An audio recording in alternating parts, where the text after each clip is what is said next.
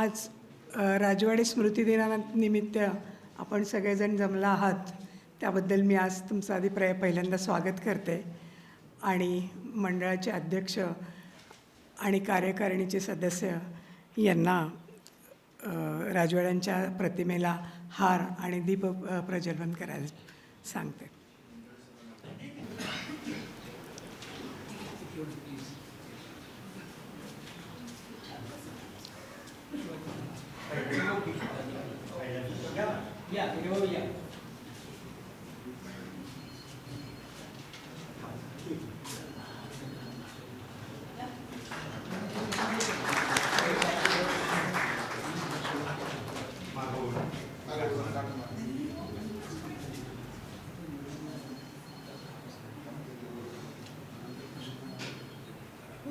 सरांना खालीच थांबवते. तुम्हीच घ्या.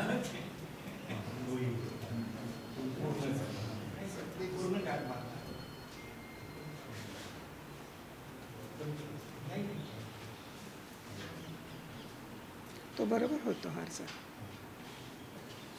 आता हा लहान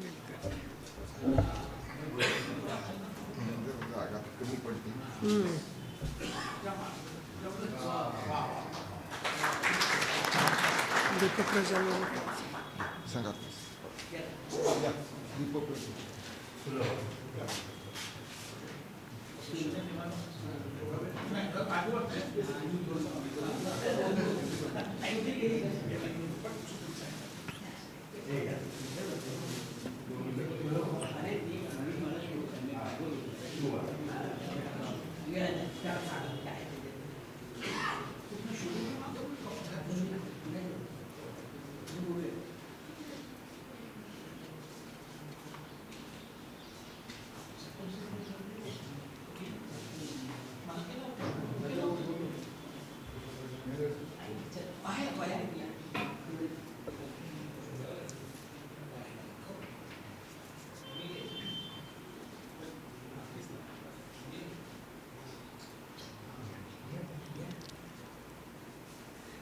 आजच्या प्रोग्रामाचे अध्यक्ष आणि आमच्या मंडळाचे अध्यक्ष माननीय प्रदीपरावजी सर यांना पण मी विनंती करते की त्यांनी कृपया सर्वांनी स्टेजवर यावं आणि आमच्या विश्वस्त लोकांनी पण सर्वांनी यावं. आज इतिहासाचार्य राजवाड्यांचा 97वा स्मृतिदिन आहे आणि मंडळाच्या परंपरेप्रमाणे दरवर्षी आपण एक व्याख्यान घेतो त्याच्यावर त्या स्मृतिदिनानिमित्त. आणि आजचे व्याख्याते आहेत जे मंडळाचे विश्वस्त पण आहेत ते आहेत श्री संदीप तिखे. हे जे दरवर्षी राजवाड्यांच्यावर स्मृतिदिन जो आपण साजरा करतो त्यांच्या मागे कमलाबाई भागवत यांनी दिलेली देणगी आहे. म्हणजे त्यांच्या देणगीतून हा आपण दरवर्षी प्रोग्राम करत असतो. आता या पुढच्या प्रोग्रामासाठी मी बलकोडे सरांना इथे येण्याची प्रास्ताविक करण्याची विनंती करते. वक्रतुंड महाकाय सूर्यकोटी समप्रभ निर्विघ्नं कुर्मे देव सर्वकार्येषु सर्वदा. आयादिशक्ती तुळजाभवानी छत्रपती शिवराय. आज 31 डिसेंबर इतिहासाचार्य विका राजवाडे यांचा स्मृतिदिन. परंपरेप्रमाणे भारत इतिहास संशोधक मंडळ आपल्या मंडळामध्ये हा स्मृतिदिनाचा सोहळा करत असतं आणि या निमित्ताने आपण एखाद्या ज्येष्ठ इतिहास संशोधकाचं व्याख्यान या निमित्ताने ठेवत असतो. या वर्षी आपण एक प्रमुख इतिहास संशोधक संदीप तिखे यांच्या 1771-72 सालातील थोरल्या माधवराव पेशव्यांच्या काळातील एक ताळेबंद मराठी राज्याचा एक प्रकारे तो आपल्यासमोर आज मांडणार आहे. या कार्यक्रमाचे अध्यक्ष आणि मंडळाचे अध्यक्ष प्रदीपदादा रावत, मंडळाचे उपाध्यक्ष डॉक्टर बी डी कुलकर्णी सर, मंडळाचे कोषाध्यक्ष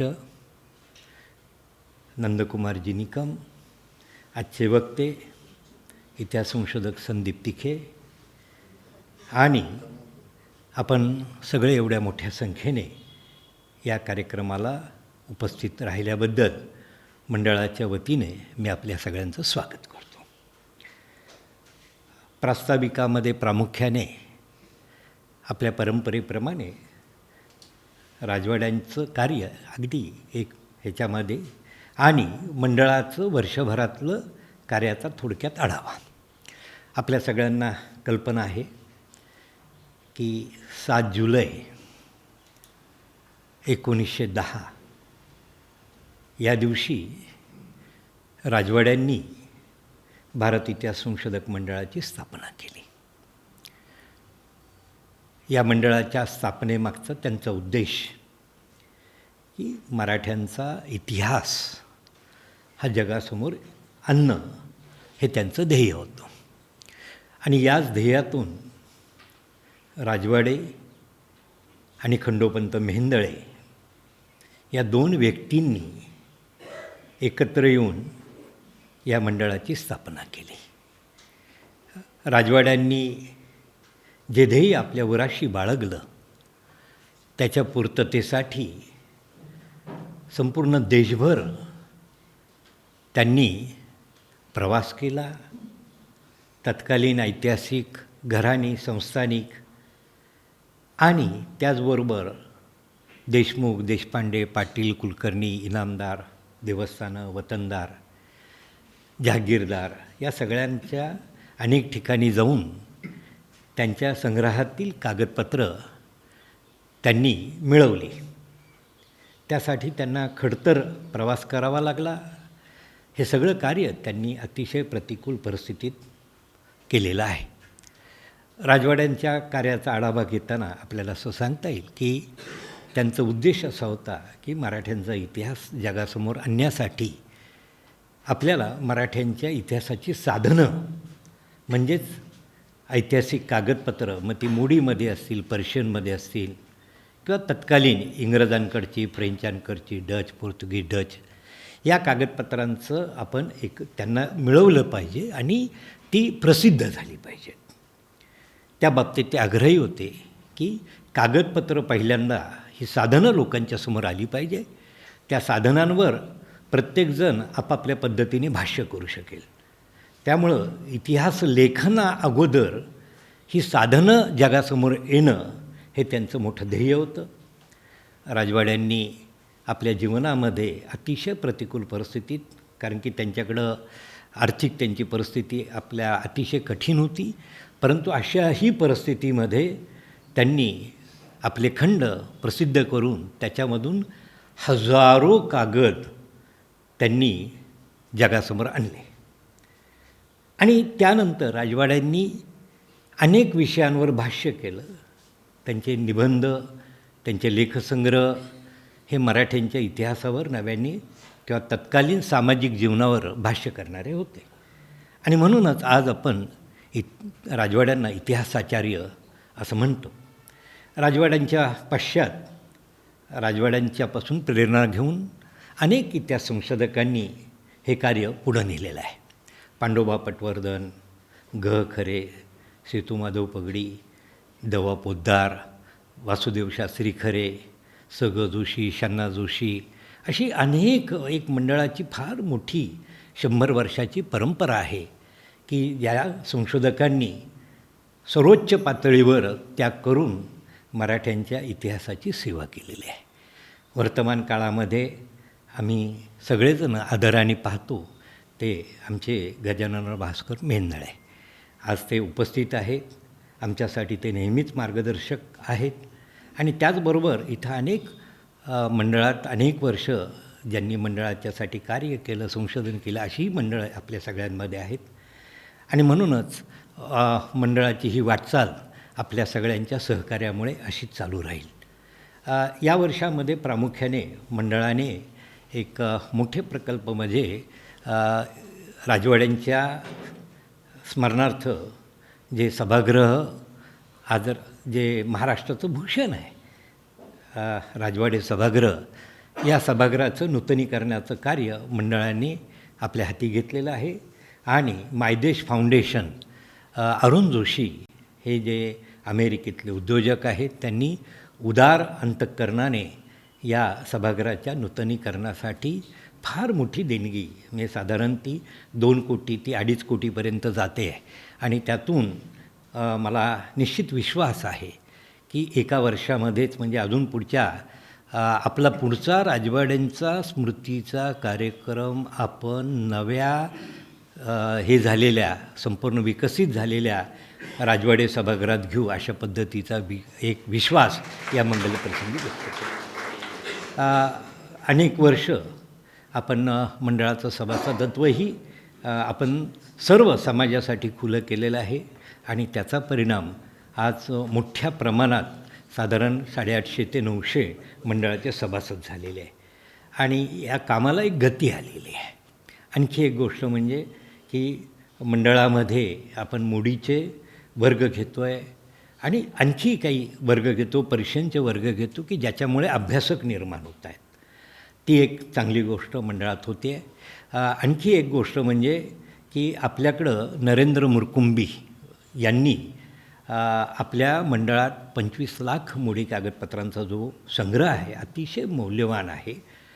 तर हे कागदपत्रातले 10 लाख कागदपत्र त्याचं स्कॅनिंग करणं आणि ते जगासाठी उपलब्ध करून देणं अभ्यासकांसाठी, हे ध्येय घेऊन आपण काम करतो आहे. आणि तोही प्रकल्पाची चांगली वाटचाल आहे. आणखी तिसरा प्रकल्प म्हणजे आपले अजितराव गाडगीळ, जे पुण्यातले सराफ आहेत, त्यांनी मंडळामध्ये जो बहुमोल चित्रसंग्रह आहे, त्या चित्रसंग्रहाच्या दुरुस्तीसाठी आणि संवर्धनासाठी ज्या काही आवश्यक गोष्टी आहे, त्या गोष्टींसाठी साधारणपणाने एक 15 लाखापर्यंत आजपर्यंत देणगी दिलेली. ही देखील देणगी आपल्यासाठी महत्त्वाची आहे. आणि शांताराम पाटील यांनी देखील आपल्या ग्रंथालयासाठी 7.5 लाख रुपयाची देणगी दिलेली आहे. आणि अशा पद्धतीने अनेक दानशूर व्यक्ती हे मंडळाचं कार्य पुढं जावं यासाठी आपल्या पाठीशी उभं राहत आहेत. आणि त्यामुळंच हे सगळं तुमच्यासारख्या हितचिंतकांमुळे हे मंडळाचं कार्य पुढं जात आहे. हा राजवाड्यांचं आणि ह्या मंडळाची वाटचाल मी आपल्यासमोर थोडक्यात मांडलेली आहे. आज आपण या स्मरणार्थ नेहमी एक अभ्यासकाचं व्याख्यान की मूलभूत संशोधनावर हे आपण दरवर्षी घेण्याची जी परंपरा आहे, यावर्षी आपण मंडळातीलच इतिहास संशोधक आणि मंडळाचे एक पदाधिकारी आहेत, इतिहास संशोधक संदीप तिखे. संदीप तिखे यांच्याविषयी बोलत असताना की गेले मी 25-30 वर्ष ते अखंड संशोधनाचं कार्य करत आहेत. उत्तम मोडी जाणतात. आणि वैशिष्ट्य म्हणजे शिवकालीन मोडी, पेशवेकालीन 18व्या शतकातलं मोडी आणि ब्रिटिशकालीन मोडी, ही तो जो काही व्यवहार होता याचं उत्तम ज्ञान त्यांना आहे. आणि अनेक वर्ष ते पेशवा दप्तर पुणे आर्काईव्जमध्ये बसून आणि मंडळातल्या कागदपत्रांचा त्यांनी अतिशय सखोल अभ्यास केलेला आहे. आणि आज याच अभ्यासातून ते 1770-71 म्हणजे माधवरावांच्या काळात, म्हणजे पानिपत नंतर, म्हणजे आपण म्हणतो की 1757मध्ये मराठ्यांचा उत्कर्ष म्हणजे अटकपर्यंत मराठी साम्राज्य होतं. आणि पानिपत नंतर काही काळ मराठी साम्राज्याला कुठेतरी एक उतरती काळा लागली होती. आणि अशा प्रतिकूल परिस्थितीत माधवराव पेशव्यांनी पुन्हा मराठी राज्याची धुरा आपल्या खांद्यावर घेतली. आणि 1771मध्ये पुन्हा एकदा आपण दिल्लीपर्यंत जाऊन पोचलो. आणि पुन्हा एक शक्तिशाली मराठा साम्राज्य उभारण्याचं कार्य माधवरावांच्या काळात घडलं. आणि त्याच माधवरावांच्या काळातील एक हा ताळेबंद आहे, तो मराठ्यांच्या इतिहासाचा एक फार मोठा ठेवा आहे, एक फार मोठं इतिहासाचा एक दस्तऐवज आहे. आणि तो एक महत्त्वाचं एक साधन आहे. आणि माझ्या मनात विश्वास आहे की संदीप तिखे अतिशय अभ्यासपूर्णरित्या या संपूर्ण ताळेबंदाचा आढावा घेतील. आणि आणखी एक महत्त्वाची गोष्ट की आपण यावर्षीचा आपलं जे त्रैमासिक असतं हे भारत इतिहास संशोधक मंडळ गेले 114-15 वर्ष मंडळाचं वैशिष्ट्यच आहे की अभ्यासकांनी संशोधकांनी अभ्यासपूर्ण केलेलं संशोधन आपल्या लेखाच्या माध्यमातून मांडतात आणि आपण ते त्रैमासिकाच्या माध्यमातून आपण मंडळ दरवर्षी या त्रैमासिकाच्या माध्यमातून हे लोकांच्या समोर आणत असतो. आणि आज देखील आपण या वर्षाचं सध्याचं त्रैमासिकाचं अंक आज आपण प्रकाशित करणार आहोत. आणि या अंकाचं एक महत्त्वाचं की आज जे मंडळाचे सभासद आहेत त्या सभासदांसाठी आपल्याला काही निर्णय घ्यावे लागतात. तर मंडळाचा आजचा त्रैमासिकाचा अंक हा आपल्याकडं त्याची किंमत 150 रुपये आहे, परंतु सभासदांसाठी हा निम्म्या किमतीत मिळू शकेल म्हणजे 75 रुपयात. आणि जे सभासद नाहीत आणि प्रकाशनाच्या दिवशी म्हणून तो 100 रुपयाला असेल आणि आजचं हे सवलतीचं असेल. आणि आत्ता ह्या मंडळाचं ह्या अंकाचंही प्रकाशन होईल आणि हा कार्यक्रम पुढे जाईल. मी आपल्या मंडळाचा एक चिटणीस म्हणून आपल्या सगळ्यांचं पुन्हा एकदा स्वागत करतो आणि मी माझे 4 शब्द थांबवतो. जय हिंद, जय महाराष्ट्र. धन्यवाद. मी मंडळाचे अध्यक्ष रावत साहेब यांना पुस्तक प्रकाशन करायला सांगते. त्रैमासिकाचं प्रकाशन करायला सांगते. हे त्रैमासिक यावर्षी दुसऱ्यांदा प्रकाशित होतं आहे, दुसरा अंक आहे आणि खूप चांगले लेख.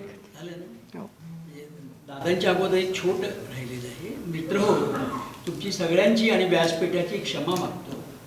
आणि त्याच्या आत त्याच्या आत एक छोटा न सांगितलेला, कोणालाही फारसा माहिती नसणारा एक छोटा आपल्याला एक कार्यक्रम करायचा आहे. त्याचं एकमेव कारण आहे की आज राजवाडे पुण्यतिथीचा धागा घेऊन राजवाड्यांनी जे अपार कष्ट केले, जी भूमिका वठवली आणि राजवाडे कसे होते हे बघायचं असेल तर वर्तमान काळातले आमचे राजवाडे गजानन मेहेंदळे या ठिकाणी आहेत. राजवाड्यांच्या प्रतिमेत पूर्णपणे फिट बसणारे, 1 इंचही अलीकडे पलीकडे होऊ शकत नाही असं व्यक्तिमत्व आज या ठिकाणी आहे. आणि म्हणून राजवाडे स्मृती दिनाचा हा औचित्य साधून हा एक मणिकांचन योग आलेला आहे. 3च दिवसापूर्वी आमचे मित्र गजाननराव मेहेंदळे यांचा वाढदिवस झाला. आम्ही प्रतिकात्मक त्यांचा छोटासा सत्कार माननीय दादांनी करावा अशी आपणा सर्वांतर्फे मी विनंती करतो. आणि गजाननरावजी कृपया आपण तो स्वीकारावा. तिथे जाऊनच करा. काय शिष्य साधली गेली वेळ. Thank you sir.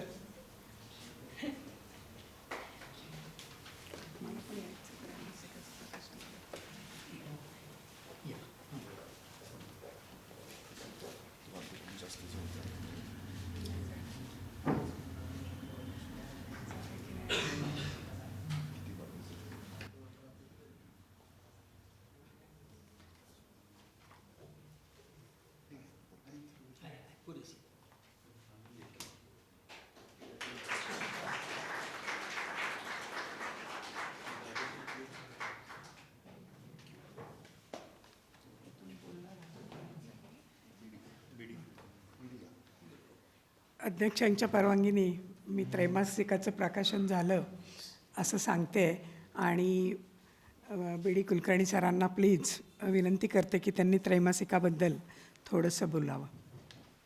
आदरणीय अध्यक्ष प्रदीपदादा रावत, सचिव माननीय बाळासाहेब बलकवडे, माझे मित्र आणि कोषाध्यक्ष नंदकुमारजी निकम, ह्या अंकाकरता ज्यांनी अपार कष्ट घेतलेत, खरं म्हणजे 99% श्रेय हे त्यांनाच द्यायला हवे, अशा अनुराधाताई कुलकर्णी, आजचे प्रमुख वक्ते आणि या संपादक मंडळात ज्यांनी पण कष्ट घेतलेले आहेत ते आमचे मित्र संदीप तिखे आणि जमलेले सर्वच श्रोतेगण हो. या अंकाची पार्श्वभूमी थोडक्यात मी तुम्हाला सांगणार आहे. त्याचं एकमेव कारण की या अंकामध्ये आम्ही बऱ्याच गोष्टी नव्या प्रमाणात आणण्याचा प्रयत्न केला. पहिली महत्त्वाची बाब की गेली 10 वर्ष, म्हणजे मी याच्याशी संबंधित आहे साधारणतः 2013पासनं, वर्षातनं आम्ही 1 अंक काढायचो. पण दादांच्या प्रोत्साहनामुळे, त्यांच्या असणाऱ्या सकारात्मक भूमिकेमुळे आम्ही असं ठरवलं की आपण 2 अंक काढूया. त्रैमासिकाचं रूपांतर आम्ही 6 महिन्याच्या मासिक केलेलं आहे. हळूहळू आम्ही त्रैमासिकही काढू. त्याचं कारण असं आहे की संशोधकांची असणारी संख्या, त्यांचे असणारे मूलभूत संशोधन यांना व्यासपीठ मिळवून देणे, यांना प्लॅटफॉर्म उपलब्ध करून देणे, हेच तर मंडळाचं मूळ काम आहे. आणि त्या कामातला हा एक भाग आहे. मित्रहो, आज 2 कारणांकरता आम्हाला एक टेन्शन किंवा ज्याला आपण ताण म्हणतो. पहिला ताण असा होता की लवकरात लवकर हे आम्हाला प्रकाशित करायचं, कारण पहिला अंक आपण 5 जुलैला प्रकाशित केला होता. आणि दुसरं, तो राजवाड्यांच्या स्मृतिदिनाला प्रकाशित करायचा अशी दादांची इच्छा होती. म्हणून राजवाड्यांच्या असणाऱ्या प्रतिमेला साजेसा अंक प्रकाशित करणे हे आमचं कर्तव्य होतं.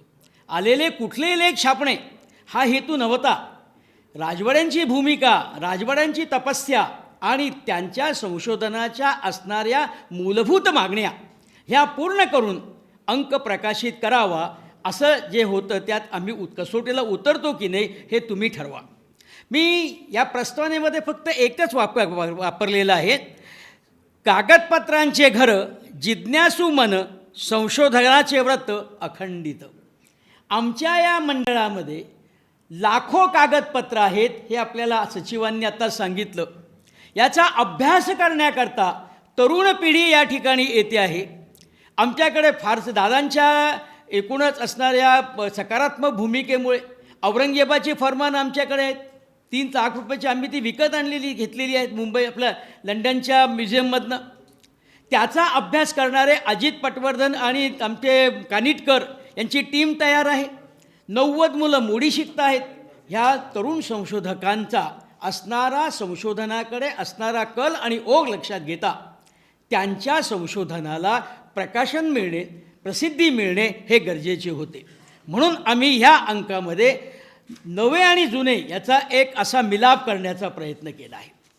आणि मी एक अशी कल्पना खूप वर्षांपूर्वी मांडली होती, 10 वर्षांपूर्वी, की ज्या वर्षी आपण अंक प्रकाशित करतो, म्हणजे 2013, 2014, 2021, 2022, बरोबर 100 वर्षापूर्वी 2023च्या अंकात 2013ला कोणता लेख आला होता त्यावेळेचा तो छापायचा. आमच्या अनुराधाताईंनी पुढे सांगितलं की असं नको. जुन्या काळामध्ये असणारे जे लेख आहेत की जे आज काळाच्या ओघाच्या म्हणजे काळाच्या ओघात जर गडप झालेत, जे काळाच्या ओघात गेलेत, तर पुन्हा कधीही मिळणार नाहीत, असे दुर्मिळ लेख आपण छापले पाहिजे, ते पुनर्मुद्रित केले पाहिजे.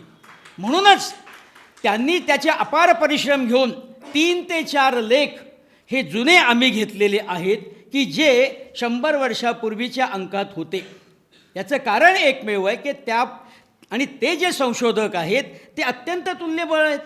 तुल्यबळ म्हणण्यापेक्षा ज्यांना प्रचंड संशोधन क्षेत्रामध्ये मान आहे असे दी.व्ही. काळे हे होते, त्यानंतर म.रा. जोशी होते. म्हणजे अशा प्रकारचे लेख नवे आणि जुने यांचं एक बॅलन्सिंग, याचं एक संतुलन करण्याचा प्रयत्न आम्ही या ठिकाणी केलेला आहे. मी या सर्व लेखांबद्दल बोलत नाही, कारण तुमची उत्सुकता आम्ही संपून टाकल्यानंतर हा अंक कोण घेणार. आधुनिक काळामध्ये माहितीचा इतका मोठा स्रोत विविध माध्यमांमधून येतो आहे की मूळ स्रोत हा कदाचित संपेल का किंवा गडप होईल का असं वाटायला लागलं आहे. म्हणूनच सचिवांनी जे आवाहन केलं, हा अंक आपण घ्यावा असं जे आवाहन केलं आहे ते जरूर आपण अंक घ्या. आमच्या मंडळाचे जे सभासद नाही त्यांनी वार्षिक सभासदत्व किंवा शक्यतो आजीव सभासदत्व घ्यावं आणि ह्या संशोधनाची ही पालखी आपल्या सगळ्यांची आहे. मी शेवटचं वाक्य या ठिकाणी मुद्दाम असं वापरलेलं आहे, जे तुम्हाला फक्त वाचून दाखवतो. संशोधनाचा हा वटवृक्ष 113 वर्ष सतत फुलत आहे. हे त्रैमासिक म्हणजे त्या वटवृक्षाचे एक नवे पान होय. सतत अशा प्रकारची या वटवृक्षाला पालवी येणार आहे. त्या पालवीचं आपण स्वागत करूया आणि मंडळाने केलेले हे त्रैमासिक कसं आहे हे तुम्हीच ठरवा. पुढील भंडार धन्याचा हा माल, आम्ही तव हमाल भारवाई. आम्ही काही करू शकत नाही. जे आहे ते तुमच्या पुढे आणून देण्याचं काम आम्ही करतो आहोत. गोड मानायचं ही तुमचं मोठेपण आहे. चुका असतील तर जरूर दाखवा. पुढच्या अंकात आम्ही त्या नक्की दुरुस्त करण्याचा प्रयत्न करू आणि आपल्या असणाऱ्या शुभेच्छांवर, आशीर्वादावरच संशोधनाचा हा असणारा यज्ञ हा सतत प्रज्वलित ठेवण्याची जबाबदारी मात्र आम्ही निश्चित पार पाडू. धन्यवाद.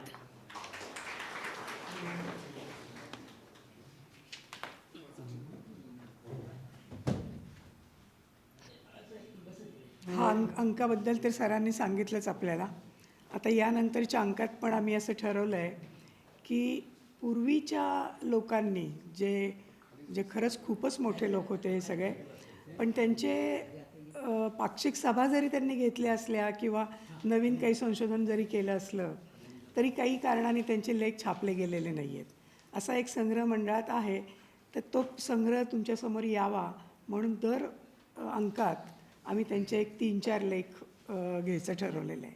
त्यामुळे तुम्हाला तो एक चांगला खजिना उपलब्ध होईल. आता संदीप तिखेंचा सत्कार असू देव अध्यक्षांच्या हस्ते होईल. संदीप तिखेंबद्दल यांनी माहिती सांगितलीच, पण मी मोडीसाठी म्हणून सांगते की मंडळात आम्ही इतकी वर्ष अभ्यास करतो, पण संदीप तिखेंनी जो अभ्यास केला, म्हणजे खूप लोक आहे आम्ही मोडीचे अभ्यास करणारे, पण संदीप तिखे अशी मला एकच व्यक्ती दिसली ज्यांनी आर्थिक विषयावर काम केलं. याच्यापूर्वी राजकीयला आपण बघितलं, सामाजिक लवर लोक काम करतात, पण आर्थिक विषयावर काम करणारे फार कमी लोक आहेत.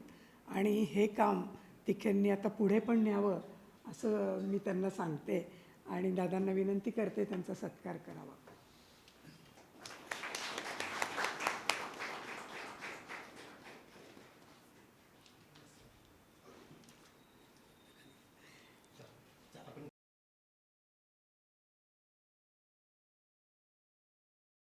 नमस्कार मंडळी.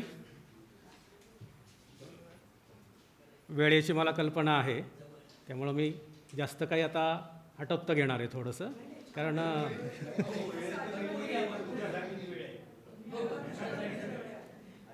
खरं सांगेन, कारण व्याख्यान म्हटल्यानंतर काय असतं की विनापुराव्याचं भरपूर बोलता येतं, परंतु मंडळाचं व्यासपीठात व्याख्यान द्यायचं तर त्याला व्याख्यान नाही, हा रिसर्च पेपरच आहे माझा, तो थोडक्यात आपल्यासमोर मांडतो. पानिपतानंतर मराठी राज्य सावरणारा पेशवा म्हणून माधवराव पेशव्यांकडे पाहिलं जातं. माधवरावाची गुणग्राहकता आणि निग्राहकता सर्वश्रुत आहे. त्याच्या चरित्र साधनांमध्ये हा सगळा उल्लेख आला आहे. मला आज माधवरावाच्या दुसऱ्या काही गुणांबद्दल सांगायचं आहे, जे मी फक्त कागदपत्रात पाहिलेत, अप्रसिद्ध साधनात पाहिलेत. तर आर्थिक बाबतीत अत्यंत जागरूक असा असणारा पेशवा माधवराव होता. त्याला पुरावा मी आत्ता आपण इथे 1-2 स्लाईड पाहणारच आहोत.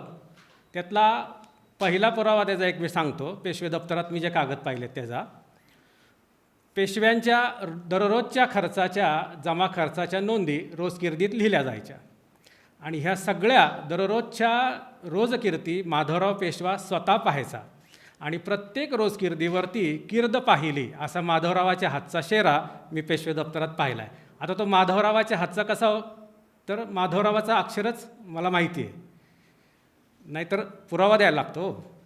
तुम्ही कोणाचंही अक्षर कोणाचंही सांगाल, तसं नाही आहे. मी पाहिले आणि त्या स्लाईडमध्ये सुद्धा पुरावा देणारच आहे मी आत्ता की हा अक्षर माधवरावाचं आहे. दुसरी गोष्ट, लढाईच्या धामधुमीतही असं कधी झालं नाही की माधवरावाने आर्थिक बाबतीकडं दुर्लक्ष केलं. त्यातलं सगळ्यात मी आत्ता अलीकडच्या काळातलं एक उदाहरण पाहिलेलं आणि ज्याचा फोटोच माझ्याकडे त्या कागदाचा आहे, ते म्हणजे राक्षस भुवनावरती निजामाची आणि मराठ्यांची लढाई झाली. त्या दिवशीची रोजकिर्द उपलब्ध आहे आणि त्या रोजकिर्दीचे सुटे बंद असतात. जर त्यात काही चुका असतील तर त्यातले काही बंद वगळून नवीन बंद किर्दीत घालायची पण सोय पेशवे काळात होती, किंवा कमी करायचे असतील तर तसं तिथं ते मुजुमदाराचे शेरे असतात.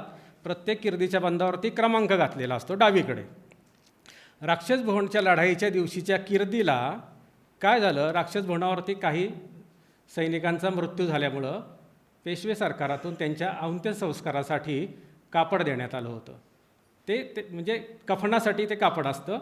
ते कफन सरकारचं कर्तव्यच असायचं की रणांगणावरती मृत्युमुखी पडलेल्या व्यक्तीला शेवटचं कापड सरकारचं असायचं. आणि त्यामुळं त्या धांदलीत एक जामदार खाण्याचा म्हणजे कापडाचं जे खातं होतं पेशव्यांचं, त्याचा एक नवीन बंध त्या किर्दीला जोडायला लागला. आता हा नवीन बंध जोडल्यामुळं काय झालं, मूळची किर्द होती 9 बंधाची, म्हणजे 9 पृष्ठांची म्हणूयात आपण तिला.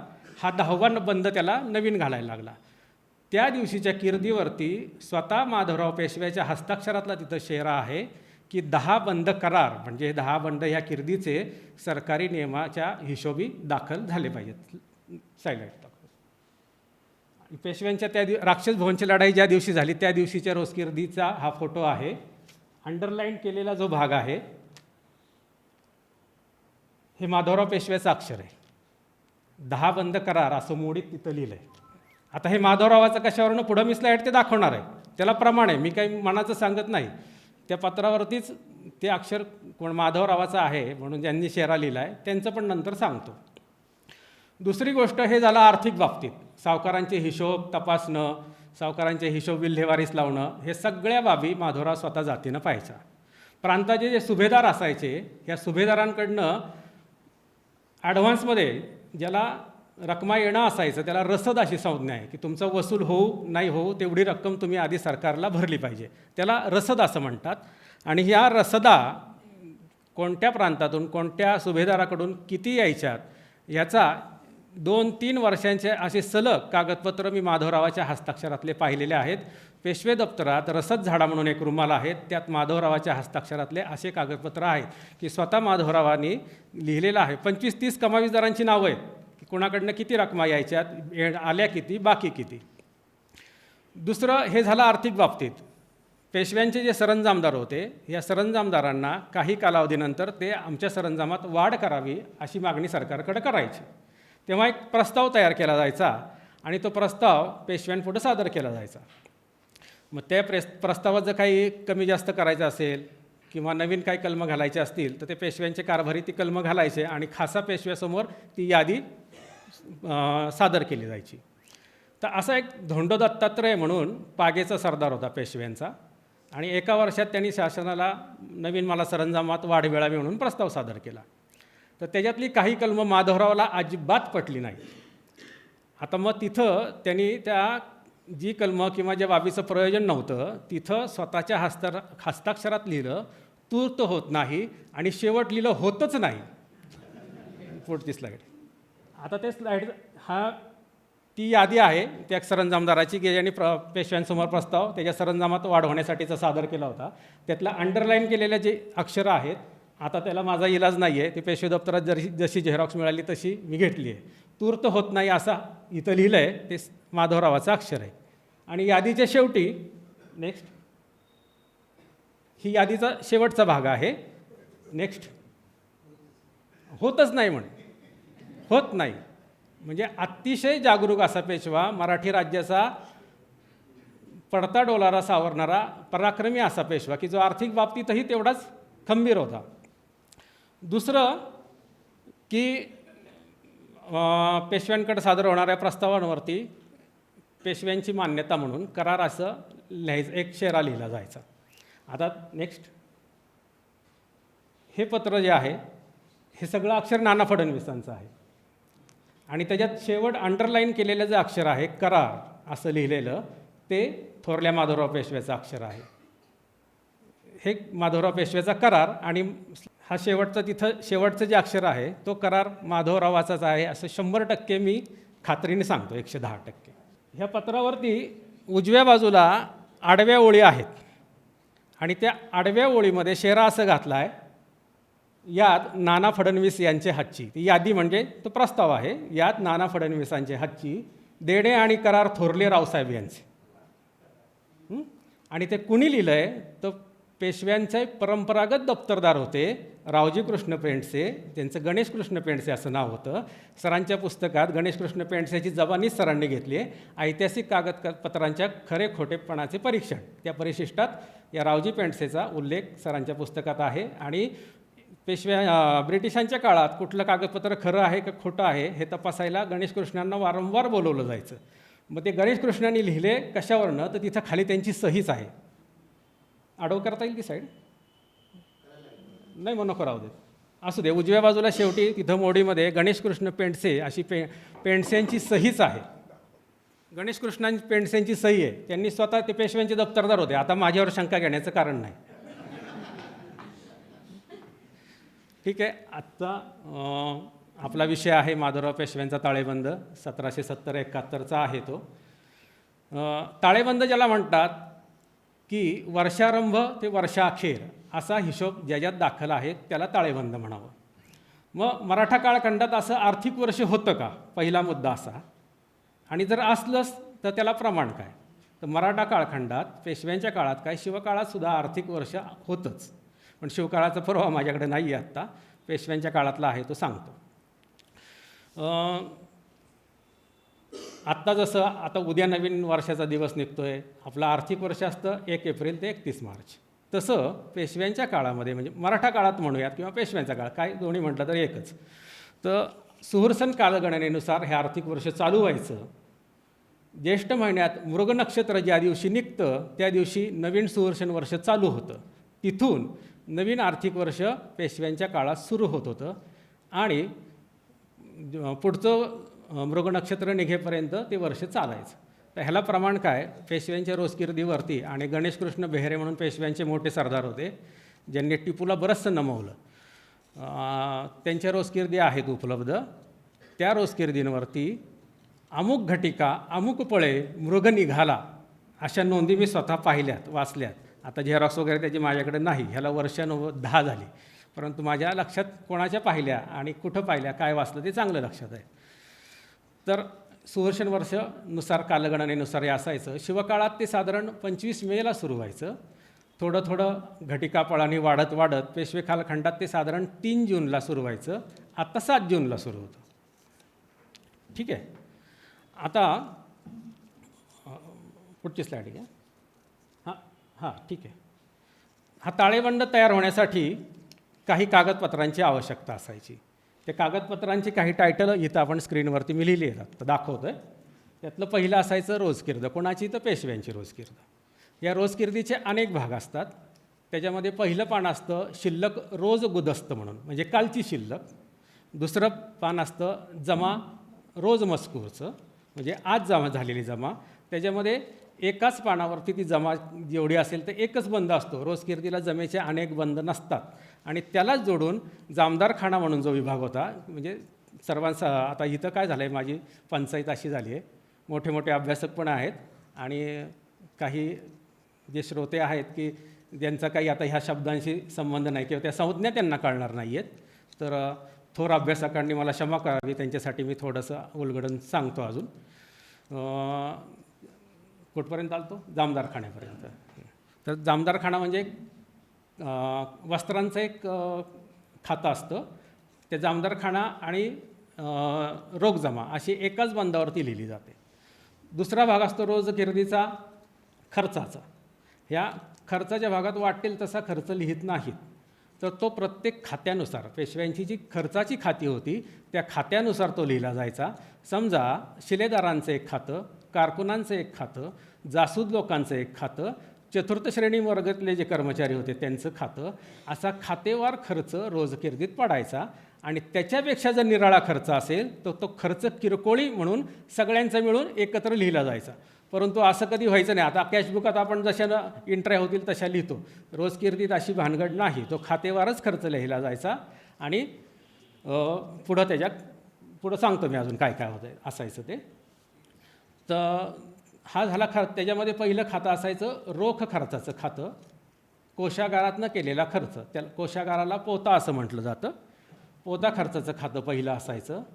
त्याच्यानंतर असायचं रवासुदगीच खातं. रवासुदगी म्हणजे सरकारने येणे असलेली जी काही, म्हणजे समजा काही रकमा यायच्या आणि त्या रकमेतून जर परस्पर काही दिलं तर ते लिहायचं कुठं? रोख तर काही सरकारने दिलं नाही, दिलंय तर खरं.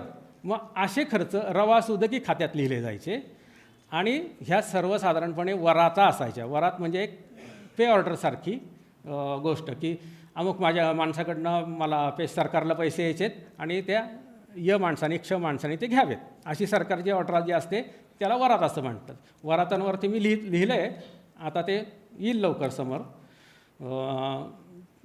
थोडक्यात सांगितलं आपलं ते. त्याच्यानंतर दफातेपत्राचा म्हणून एक रोजकिर्दीचा भाग असतो. सरकारकडनं पेशव्यांच्या दप्तरातनं जी पत्र बाहेर पडायची ती सगळी दफातेपत्राच्या, या रोजकिर्दीच्या दफातेपत्राचे जे बंद असतात त्याच्यावरती त्याच्या नकला लिहिलेल्या असतात. आता रोजकिर्द झाल्यानंतर ताळेबंदासाठी आवश्यक असायचा पुढचा भाग म्हणजे प्रांताची झडती. पेशव्यांच्या प्रशासनाची व्यवस्था अशी होती, एक छोटं गाव, अनेक गावांची मिळून एक तर्फ, अनेक तर्फांचा मिळून परगणा, परगण्याच्या सगळ्यात वरचा भाग प्रांत आणि प्रांताच्या सगळ्यात वरचा भाग सरसुभा. जसे आता महाराष्ट्राचे आपले 6 प्रशासकीय विभाग आहेत तसे पेशवे काळातसुद्धा होते. ते आता पुढं ओघाने सांगेलच मी.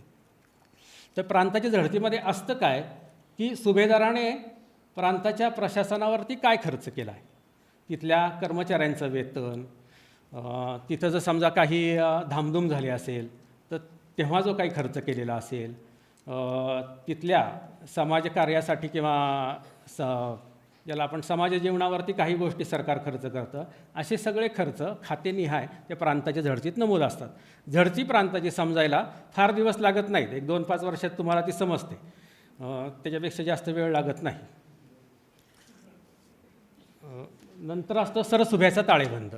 मगाशी मी तुम्हाला सांगितलं की सगळ्यात मोठा जो प्रशासकीय पेशव्यांचा विभाग होता त्याला सरसुभा असं म्हटलं जायचं. प्रांताचे हिशोब प्रांताच्या इथं तयारच व्हायचे. शिवाय सरसुभ्याचे त्या सरसुभ्यात किती प्रांत आहेत त्या सगळ्या प्रांतांचा मिळून सरसुभ्याचा एक वेगळा ताळेबंद तयार व्हायचा आणि तो त्या सुभेच्या ठिकाणी तयार होत नव्हता, तो पुण्यातच तयार व्हायचा. कारण सरसुभेचे सगळे कागद पेशव्यांच्या दप्तरात 15 दिवसांनी, महिन्यानी यायचे आणि तिथं सगळ्या ह्या हिशोबी नोंदी व्हायच्या. नंतर असतं खतावणी. खतावणी म्हणजे आवर्जा ज्याला असं म्हणतात. तर ह्या खतावण्या कशाच्या असायच्या, तर जमेच्या आणि खर्चाच्या. खर्चाच्या खतावणीचा भाग आधी सांगतो.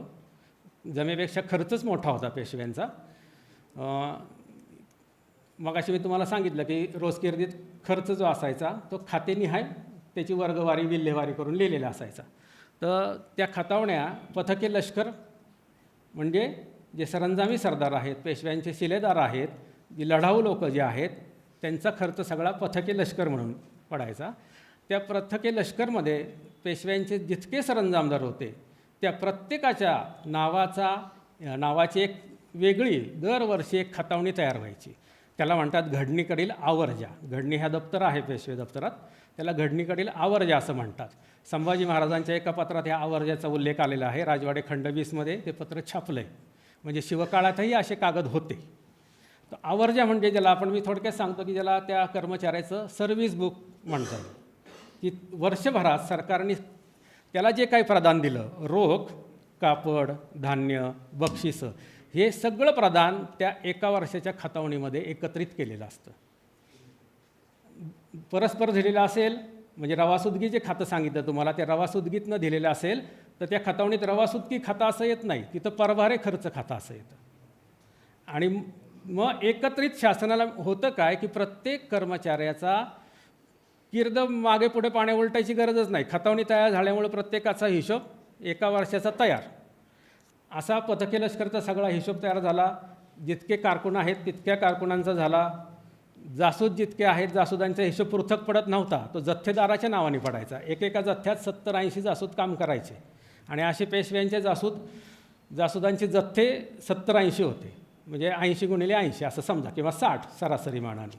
मग जासूदांच्या त्या जथ्थेदारात तो जो असायचा प्रमुख त्याला जथ्थेदार म्हणायचे. त्याला नाईक अशी उपाधी होती, कागदोपत्री त्याला नाईक असं म्हणतात.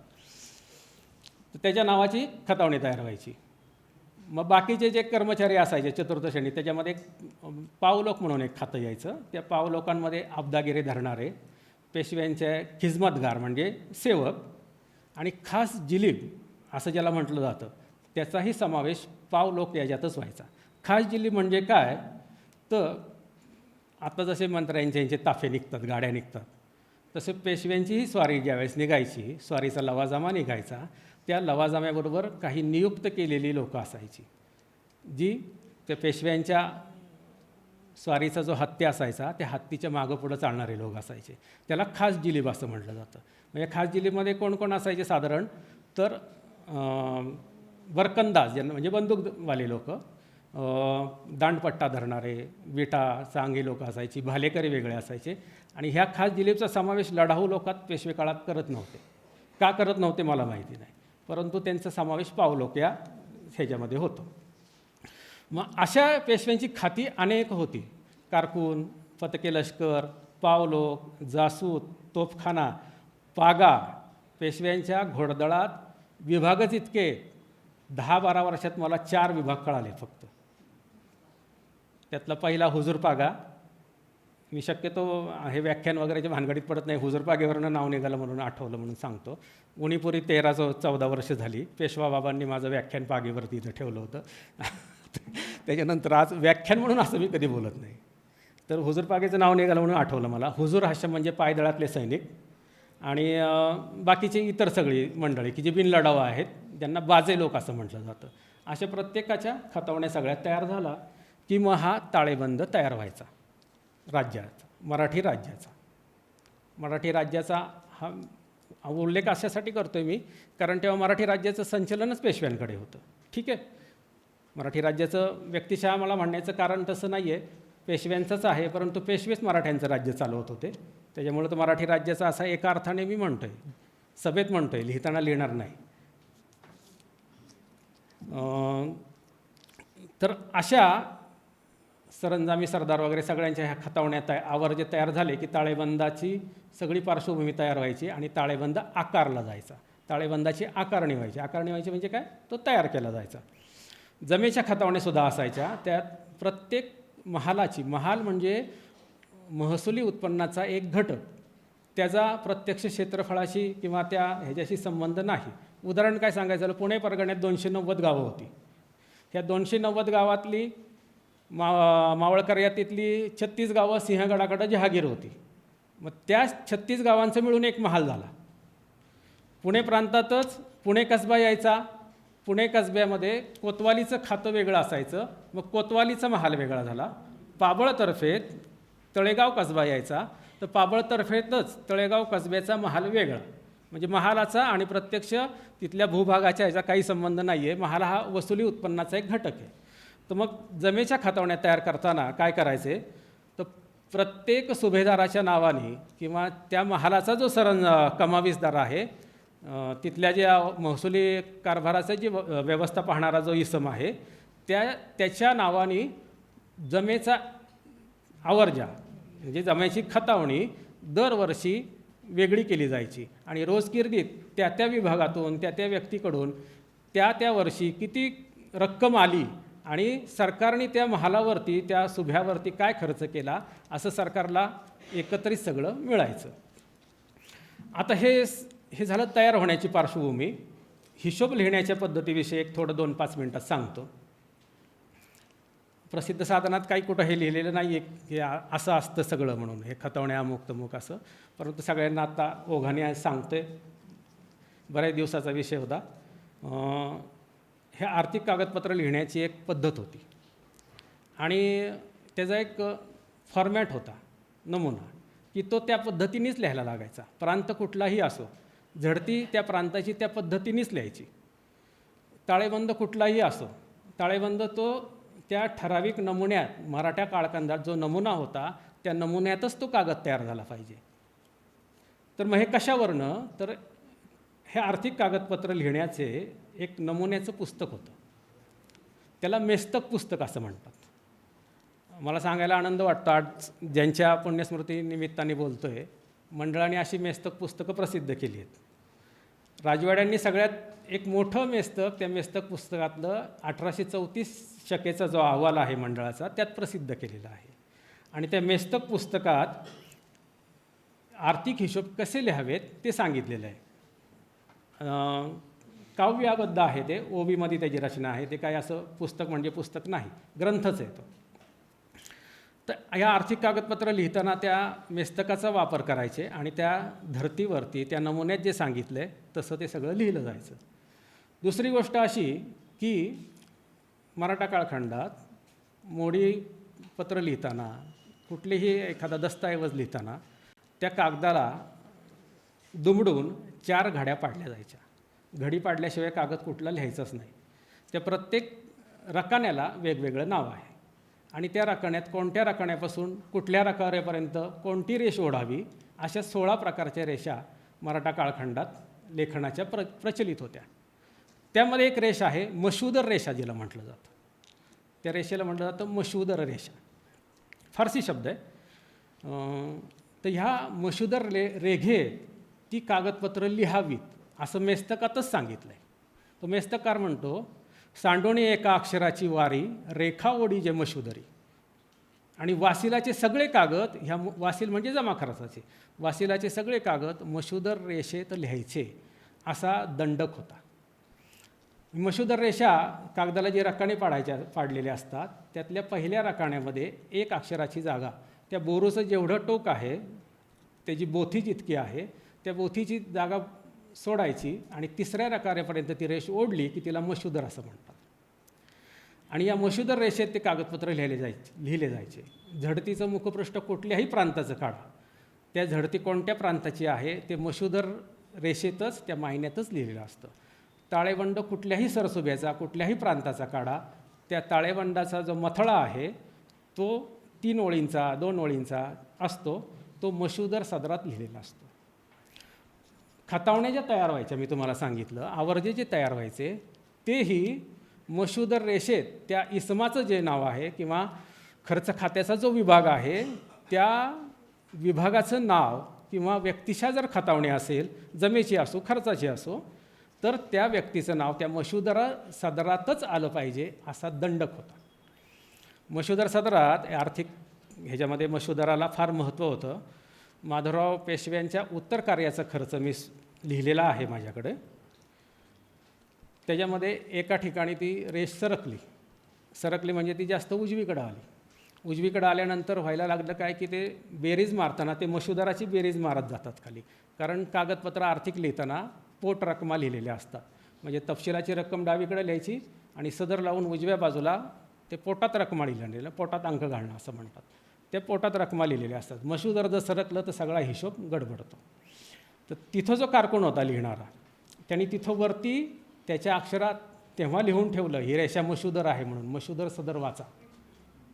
मशुदराचं दुसरं उदाहरण एक सांगतो. जानोजी ढमढेरे म्हणून पेशव्यांचा एक 60 स्वारांचा सरंजामदार होता. तो पहिल्या बाजीराव पेशव्यापासून 1762पर्यंत सरंजामदार होता पेशव्यांचा, म्हणजे जिवंत होता 1762पर्यंत. त्याचे सालवार हे आवर्जे ह्या खतावण्या पेशवे दप्तरात आहेत उपलब्ध. त्यामध्ये 1757-58चा एक आवर्ज आहे. खतावणी माया पटकन तोंडात येत नाही शब्द, आवर्जा म्हणजे खतावणी तुम्ही समजून घ्या. तर तो जो आवर्ज आहे 1757-58चा, त्याच्यामध्ये ते जानोजी ढमढेरेच्या नावाची खतावणी आहे असं दर्शवणारी जी मथळ्याची रेषा आहे ती सरकली.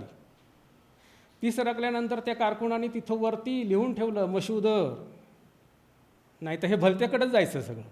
तर खतावणी ती आली पाहिजे ना, ऑडिटला आली पाहिजे, ऑडिट व्हायचं त्याचं.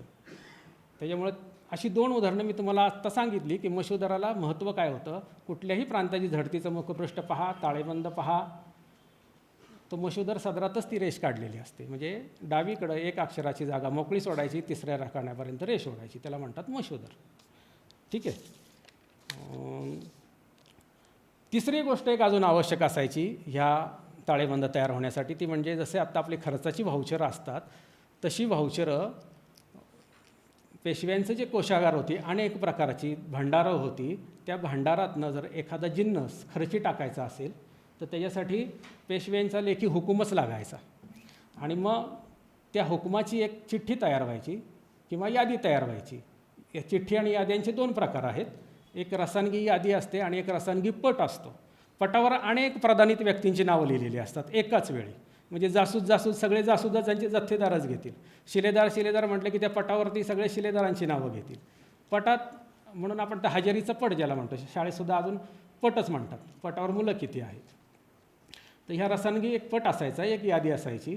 पेशव्यांना स्वतः देवपूजेला जरी उदबत्ती, कापूर, अमुक तमुक षडशोपचारासाठी जे साहित्य लागतं ते जरी लागलं तरी त्यांना त्यांच्या हस्ताक्षरातले ते हुकूम तिथं त्या भांडारगृहाच्या त्या भांडारपालाला द्यायला लागायचा. आणि मग ती व्हाउचरंसुद्धा हे ऑडिटला यायची आणि ते ऑडिट होताना बरं पडायचं. अशा व्हाउचरांवरती पेशव्यांचा हस्ताक्षर असतं, देणे असा शब्द लिहिलेला असतो. त्या पालाला जो आदेश असतो, रसानगी हा फारसी शब्द आहे, त्याचा अर्थ संदेश असा होतो. राज्य व्यवहार कोशात रसानगीचा उल्लेख आलेला आहे. तर त्या पेशव्यांचे जे देणे असे अक्षरं असलेली जी रसानगी यादी असायची त्याची स्लाईड दाखवूयात आपण. हा एका रसानगी यादीचा फोटो आहे, पत्राची आहे, परंतु देणे त्यातलं महत्त्वाचं आहे. पुढच्या हे माधवराव पेशवेचं देणं आहे मोडी अक्षरात. त्याला प्रमाण आहे गणेश कृष्ण पेंडसेंचं. हां, दुसरं एक सांगतो जाता जाता, मोठा दप्तरदार गणेश कृष्ण पेंडसे होता. किमान 1860पर्यंत ते हयात होते. 1860 साली मी एका दस्तऐवजावरती त्यांची सही पाहिली. सब रजिस्ट्रारचा दस्तऐवज होता. 1860पासून डॉक्युमेंट रजिस्ट्रेशन चालू झालेलं मी पाहिलं. 1860च्या एका दस्तावरती साक्षीदार म्हणून गणेश कृष्ण पेंडसेंचं नाव आहे आणि सही आहे. मी त्यांची सही ओळखली. अजून दुसरं एक गोष्ट सांगतो, गणेश कृष्ण पेंडसेंच्या हस्ताक्षरातलं 2 पानाचं पत्र मंडळात आहे. मंडळाच्या मोडी दप्तरखान्यात गणेश कृष्ण पेंडसेंचं पत्र मंडळ संग्रहात आहे. मी दप्तर लावताना ते स्वतः मला सापडलं आणि मी ते ठेवलं आहे मंडळाच्या संग्रहात. ठीक आहे. अजून एक तिसऱ्या गोष्ट असायची पेशव्यांच्या रोजकिर्दीची, वेगळा प्रकार असायचा, त्याला म्हणतात स्वारीची रोजकिर्द. पेशवे जेव्हा मोहिमेला स्वारीला निघायचे तेव्हा पुण्यातून निघाले असं कधी व्हायचं नाही. पुणं सोडायचं, पुण्याच्या परिसरात जवळपास कुठंही गारपिरावरती वानवडी आणि भांबुर्डा ही 3 पेशव्यांचे तळ पडण्याची मुख्य ठिकाणं होती. भांबुर्डा, वानवडी आणि गारपीर. गारपिरावरचा सगळ्यात मोठा असायचा. मग गारपिरावर तळ दिला की आता उद्या मोहिमेला निघायचं, आजपासनं त्या मोहिमेची रोजकिर्द नवीन चालू करायची. आणि त्या फौजेत जितके म्हणून लोक असतील, जितक्या खात्याचे, तोफखाना, पागा, अमुक तमुक, हुजूर, हशम, प्यादे, बाजेलोक, शिलेदार, बारगीर, ह्या सगळ्यांचा रोजमुरा एका दिवशी, समजा एखाद्या शिलेदाराचा रोज महिन्याचा पगार 15 रुपये आहे तर त्याला आठवड्याचा रोजमुरा 2 रुपये का द्यायचा आणि ती नोंद रोजकिर्दीला त्याच्या नावाची पडली पाहिजे. का तर त्याच्यातून त्यांना ती गणना कळायची, फौज किती आहे आपल्याबरोबर. मग ते हजेरीचे पड त्याला वेगळे व्हायचे. त्याला खडी गणती असं म्हणतात. आपल्या ऐतिहासिक कागदपत्रात त्याचा खडी गणती असाही संदर्भ येतो. या खडी गणती होऊन त्या दिवशीचं जो फौजेला रोजमुरा वाटलेला असेल तो त्या रोजकिर्दीत स्वारीच्या पडायचा. आणि ही स्वारीची रोजकिर्द पेशवे मोहिमेला बाहेर असताना त्यांच्या त्या चालत्या स्वारीतच लिहिली जायची आणि त्या वारंवार महिन्यानी 2 महिन्यांनी त्या रोजकिर्दी पुण्याला यायच्या. ते कोणाबरोबर पाठवायचे तर त्याच्यासाठी सांडणी स्वार नियुक्त केलेले असायचे. ते काही घोड्यावरती वगैरे किंवा असे पाठवत नव्हते. सांडणी स्वारांचं कामच होतं किर्दी पुण्याला घेऊन यायचं. पानिपतच्या किर्दी आपल्याकडे आल्या नाहीत, वारंवार सांगतात, कागदपत्रात उल्लेख आहेत भाऊंच्या किर्दी आल्या नाहीत म्हणून. त्यामुळं किर्दी पुण्याला यायच्या यात काही संशय नाही. ठीक आहे. तर ही जी स्वारीची रोजकिर्द असायची, ह्या स्वारीच्या रोजकिर्दीतनं परत खातेनिहाय, व्यक्तिशः म्हणजे सरंजामदार, अमुक तमुक पथकाची जी लोकं असायची, घोडदळाची जी लोकं असायची, त्यांच्या खतवण्या पृथकपणे तयार परत व्हायच्या. त्या कशासाठी वेगळ्या तयार व्हायच्या? कारण पुण्याची रोजकिर्द तेव्हा वेगळी चालायची. पुण्याचे कारभारी नियुक्त केलेले असायचे. नारो आप्पाजी, नाना फडणवीस म्हणा, जनार्दन आप्पाजी, नारो बाबाजी नगरकर, ही मंडळी पुण्याची कारभारी होती. मग पेशवे जेव्हा बाहेरगावी असत तेव्हा पुण्याची रोजकिर्द वेगळी चालू व्हायची. त्या रोजकिर्दीवरती स्वारीची रोजकिर्द आहे असं लिहिलेलं नसतं. पण कधी कधी काय होतं की एकाच महिन्याच्या 2 रोजकिर्दी तिथं त्या रुमालात असतात. त्यातलं रजब महिन्याचं एक उदाहरण सांगतो. रजब महिन्यात सूरसण कालगणनेतला एक तो महिना आहे. जसे आपले मराठी महिने असतात, इंग्रजी महिने आहेत, तसा सूरसणातला एक तो महिना आहे रजब. ह्या रजब महिन्यात जर पेशवे स्वारीवर असतील तर त्या रजब हे स्पेलिंग त्याचं लिहिताना अक्षरविन्यास त्याचा रजबू असा लिहायचा. चालत्या स्वारीतनं पत्र जरी गेली तरी त्या पत्रांवरती रजब येत नाही, तिथं रजबू असं लिहिलेलं असतं. तेव्हा ते ओळखायचं आहे की हे चालत्या स्वारीतलं पत्र आहे. असा हा सगळा हिशोब पेशव्यांच्या दप्तरात तयार व्हायचा. पेशव्यांच्या दप्तराचेही अनेक विभाग होते. त्याच्यामध्ये प्रामुख्याने एक बेरजी दप्तर हा सगळ्यात मोठा विभाग होता की जिथं सगळ्या प्रांताचे एकत्रित हिशोब केले जायचे. दुसरा एक बेहड्याचं दप्तर म्हणून विभाग होता, ज्यात सरंजामदारांचे हिशोब पाहिले जायचे. चालत्या स्वारीचं दप्तर वेगळं होतं, तो एक विभाग होता, त्याला चालते दप्तर असं म्हणायचे. पोतनीशी दप्तर, मुजुमदाराचं दप्तर आणि वाकणीसी दप्तर असे पेशव्यांच्या दप्तराचे विभाग होते. आता ह्या विभागातल्या फक्त फडणीशी दप्तरातले कागद पेशवे दप्तरात आहेत. बाकीचे सगळे कागद इनाम कमिशनच्या काळात काढून टाकलेले आहेत. त्यामुळे दुसऱ्या कुठल्या दप्तराचे कागद आता मिळत नाही. मी आता ज्या अनेक कागदपत्रं पाहिली म्हणून मला ते माहिती, एवढे विभाग तरी होते म्हणून दप्तराचे. आणि हे सगळे मिळून पेशव्यांच्या प्रशासनात कारकुनाची संख्या साधारण 500च्या खाली नव्हती. 500-600 कारकून तिथं काम करायचे. त्या पेशव्यांच्या दप्तराला फड असं म्हणायचे. त्या कचेरी जी असायची त्याला फड असं म्हटलं जातं. तर अशा खतावणी आवर्जे तयार झाले की ताळेबंद आकारला यायचा, जमेच्या खतावणी. आणि मग त्या उत्पन्नाच्या ज्या अनेक बाबी आहेत त्यात आपण पुढं पाहूयात. पुढची स्लाईड घ्या. आता आपण मुख्य विषयाकडं, आता हे झालं ताळेबंद तयार होण्याची पार्श्वभूमी किंवा कसा तयार व्हायचा किंवा आवश्यक काय असायचं ही पार्श्वभूमी झाली. आता मुख्य विषय आहे पेशव्यांच्या अंमलाखाली प्रदेश किती होता आणि किती महसुलाचा होता. तर पेशव्यांच्या अंमलाखाली त्यांचे जे मोठे प्रशासकीय, सगळ्यात मोठा प्रशासकीय विभाग जो होता सरसुभा ज्याला म्हटलं जायचं, आवाज येतो ना पाठीमागेपर्यंत, ते असे 8 सरसुभे पेशव्यांच्या अंमलाखाली असलेल्या प्रदेशाचे होते. इथं नावं त्यांची लिहिलेली आहे, स्क्रीनवरती दिसत आहेत ते आपल्याला. वरघाट, गंगथडी, खानदेश, कोकण, गुजरात, हिंदुस्थान, कर्नाटक आणि गुजरात असे 8 प्रशासकीय महसुली विभाग पेशव्यांचे होते. आणि नेक्स्ट स्लाईड घ्या. ह्या सगळ्या प्रदेशांचं मिळून, या सरसुभ्यांचं मिळून पेशव्यांकडं 1770-71च्या दरम्यान 4.5 कोटी रुपयांच्या उत्पन्नाचा प्रदेश अंमलाखाली होता. छत्रपती शाहूंना ज्यावेळेस सरदेशमुखीच्या सनदा मिळाल्या 19चा काळ 1719चा, त्यामध्ये एका सनदेत दक्षिणच्या 6 सुब्यांच्या वसुलाच्या रकमा दिलेल्या आहेत. 6.5 सुबे दक्षिण असं म्हटलं जातं. हैदराबादचा सुभा मोठा म्हणून त्याला 1.5 सुभा होतो. तर त्या दक्षिणच्या 6.5 सुब्यांचं एकूण वसूल त्या सनदेत नमूद आहे, तो आहे 18 कोटीच्या आसपास. आणि पेशव्यांच्या एकट्याच्या अंमलाखाली प्रदेश होता 4.5 कोटीचा.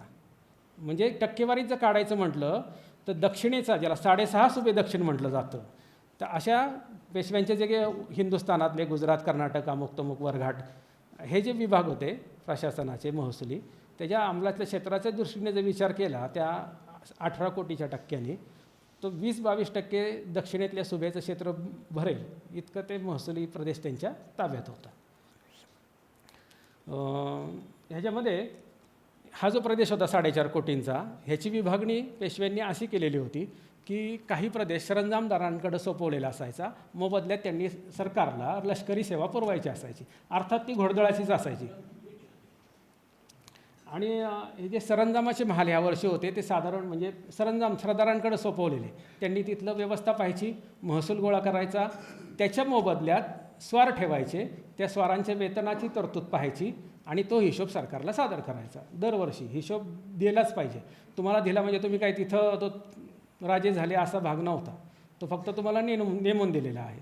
सरंजाम या शब्दाचा अर्थ काय की वेतनाच्या त्या सेवेच्या मोबदल्यात नेमून कायमची नेमणूक करून दिलेले एक उत्पन्नाचं साधन. तर ह्या 4.5 कोटी रुपये उत्पन्नाच्या प्रदेशात 2,13,00,000 रुपये उत्पन्नाचा प्रदेश अशा सरंजामदारांकडे होता. माधवरावाच्या काळात मराठ्यांचं घोडदळ 1 लाखाच्या खाली नव्हतं. 1 लाखाची बेरीज जवळजवळ 90,000पर्यंत आणि सुटी पथकं ती वेगळीच. होळकरांचेच आणि शिंद्यांचेच 15,000 स्वार होते. 30,000 तर तिथंच झाले. आणि असे एका स्वारापासून शिंदे होळकरांपर्यंत 15,000 स्वारांचे असणारे सरंजामदार 300-400 होते. की कोणाचा सरंजाम आहे 50 स्वारांचा, 60 स्वारांचा. त्याच्यामध्ये सरदार ज्याला म्हणायचं की जो मोठा सरंजामदार आहे, ज्याची स्वारांची संख्या मोठी आहे, 50 स्वारांचा, 60 स्वारांचा असेल तर त्याला शिरेदार असं म्हटलं जायचं. कागदपत्रातही जे ताळेबंद आहे सरंजामांचे त्याच्यात सरंजाम, सरदार व शिलेदार असं लिहिलेलं असतं. म्हणजे तिथं भेद होता. सगळे 50 स्वारांचा असला म्हणून तर काही सरदार नाही, तो शिलेदारच त्याला म्हटलं जायचं. तर असे सरंजामाचे महाल पेशव्यांचे, म्हणजे तो जो प्रदेश आहे अंमलाखालचा, तो लष्करी सेवा पुरवण्याच्या मोबदल्यात ज्याची वाटणी केलेली होती, जो सरंजामदारांना तिथली व्यवस्था पाहायला सांगितलेलं होतं, असा प्रदेश होता 2,13,00,000 रुपयांचा. आणि बाकीचे जे विभाग असायचा त्याला सरकार खाजगीचे महाल असं म्हटलं जायचं. सरकार खाजगीचे महाल म्हणजे की तिथं स्वतः पेशव्यांनी ती व्यवस्था पाहायची. मग व्यवस्था पाहायची कशी, तर तिथे सरसुभेदार नेमायचा, सुभेदार नेमायचा, कमावीजदार नेमायचे आणि त्यांच्यामार्फत सरकारी वसूल जमा करायचा आणि राज्याच्या उपयोगी आणायचा. ठीक आहे. आता इथपर्यंत आपण आलो आहे. आता मुख्य विषय जो आहे आजच्या ताळेबंदाचा, कंटाळला नाहीत ना? कंटाळला तरी थांबावंच लागेल.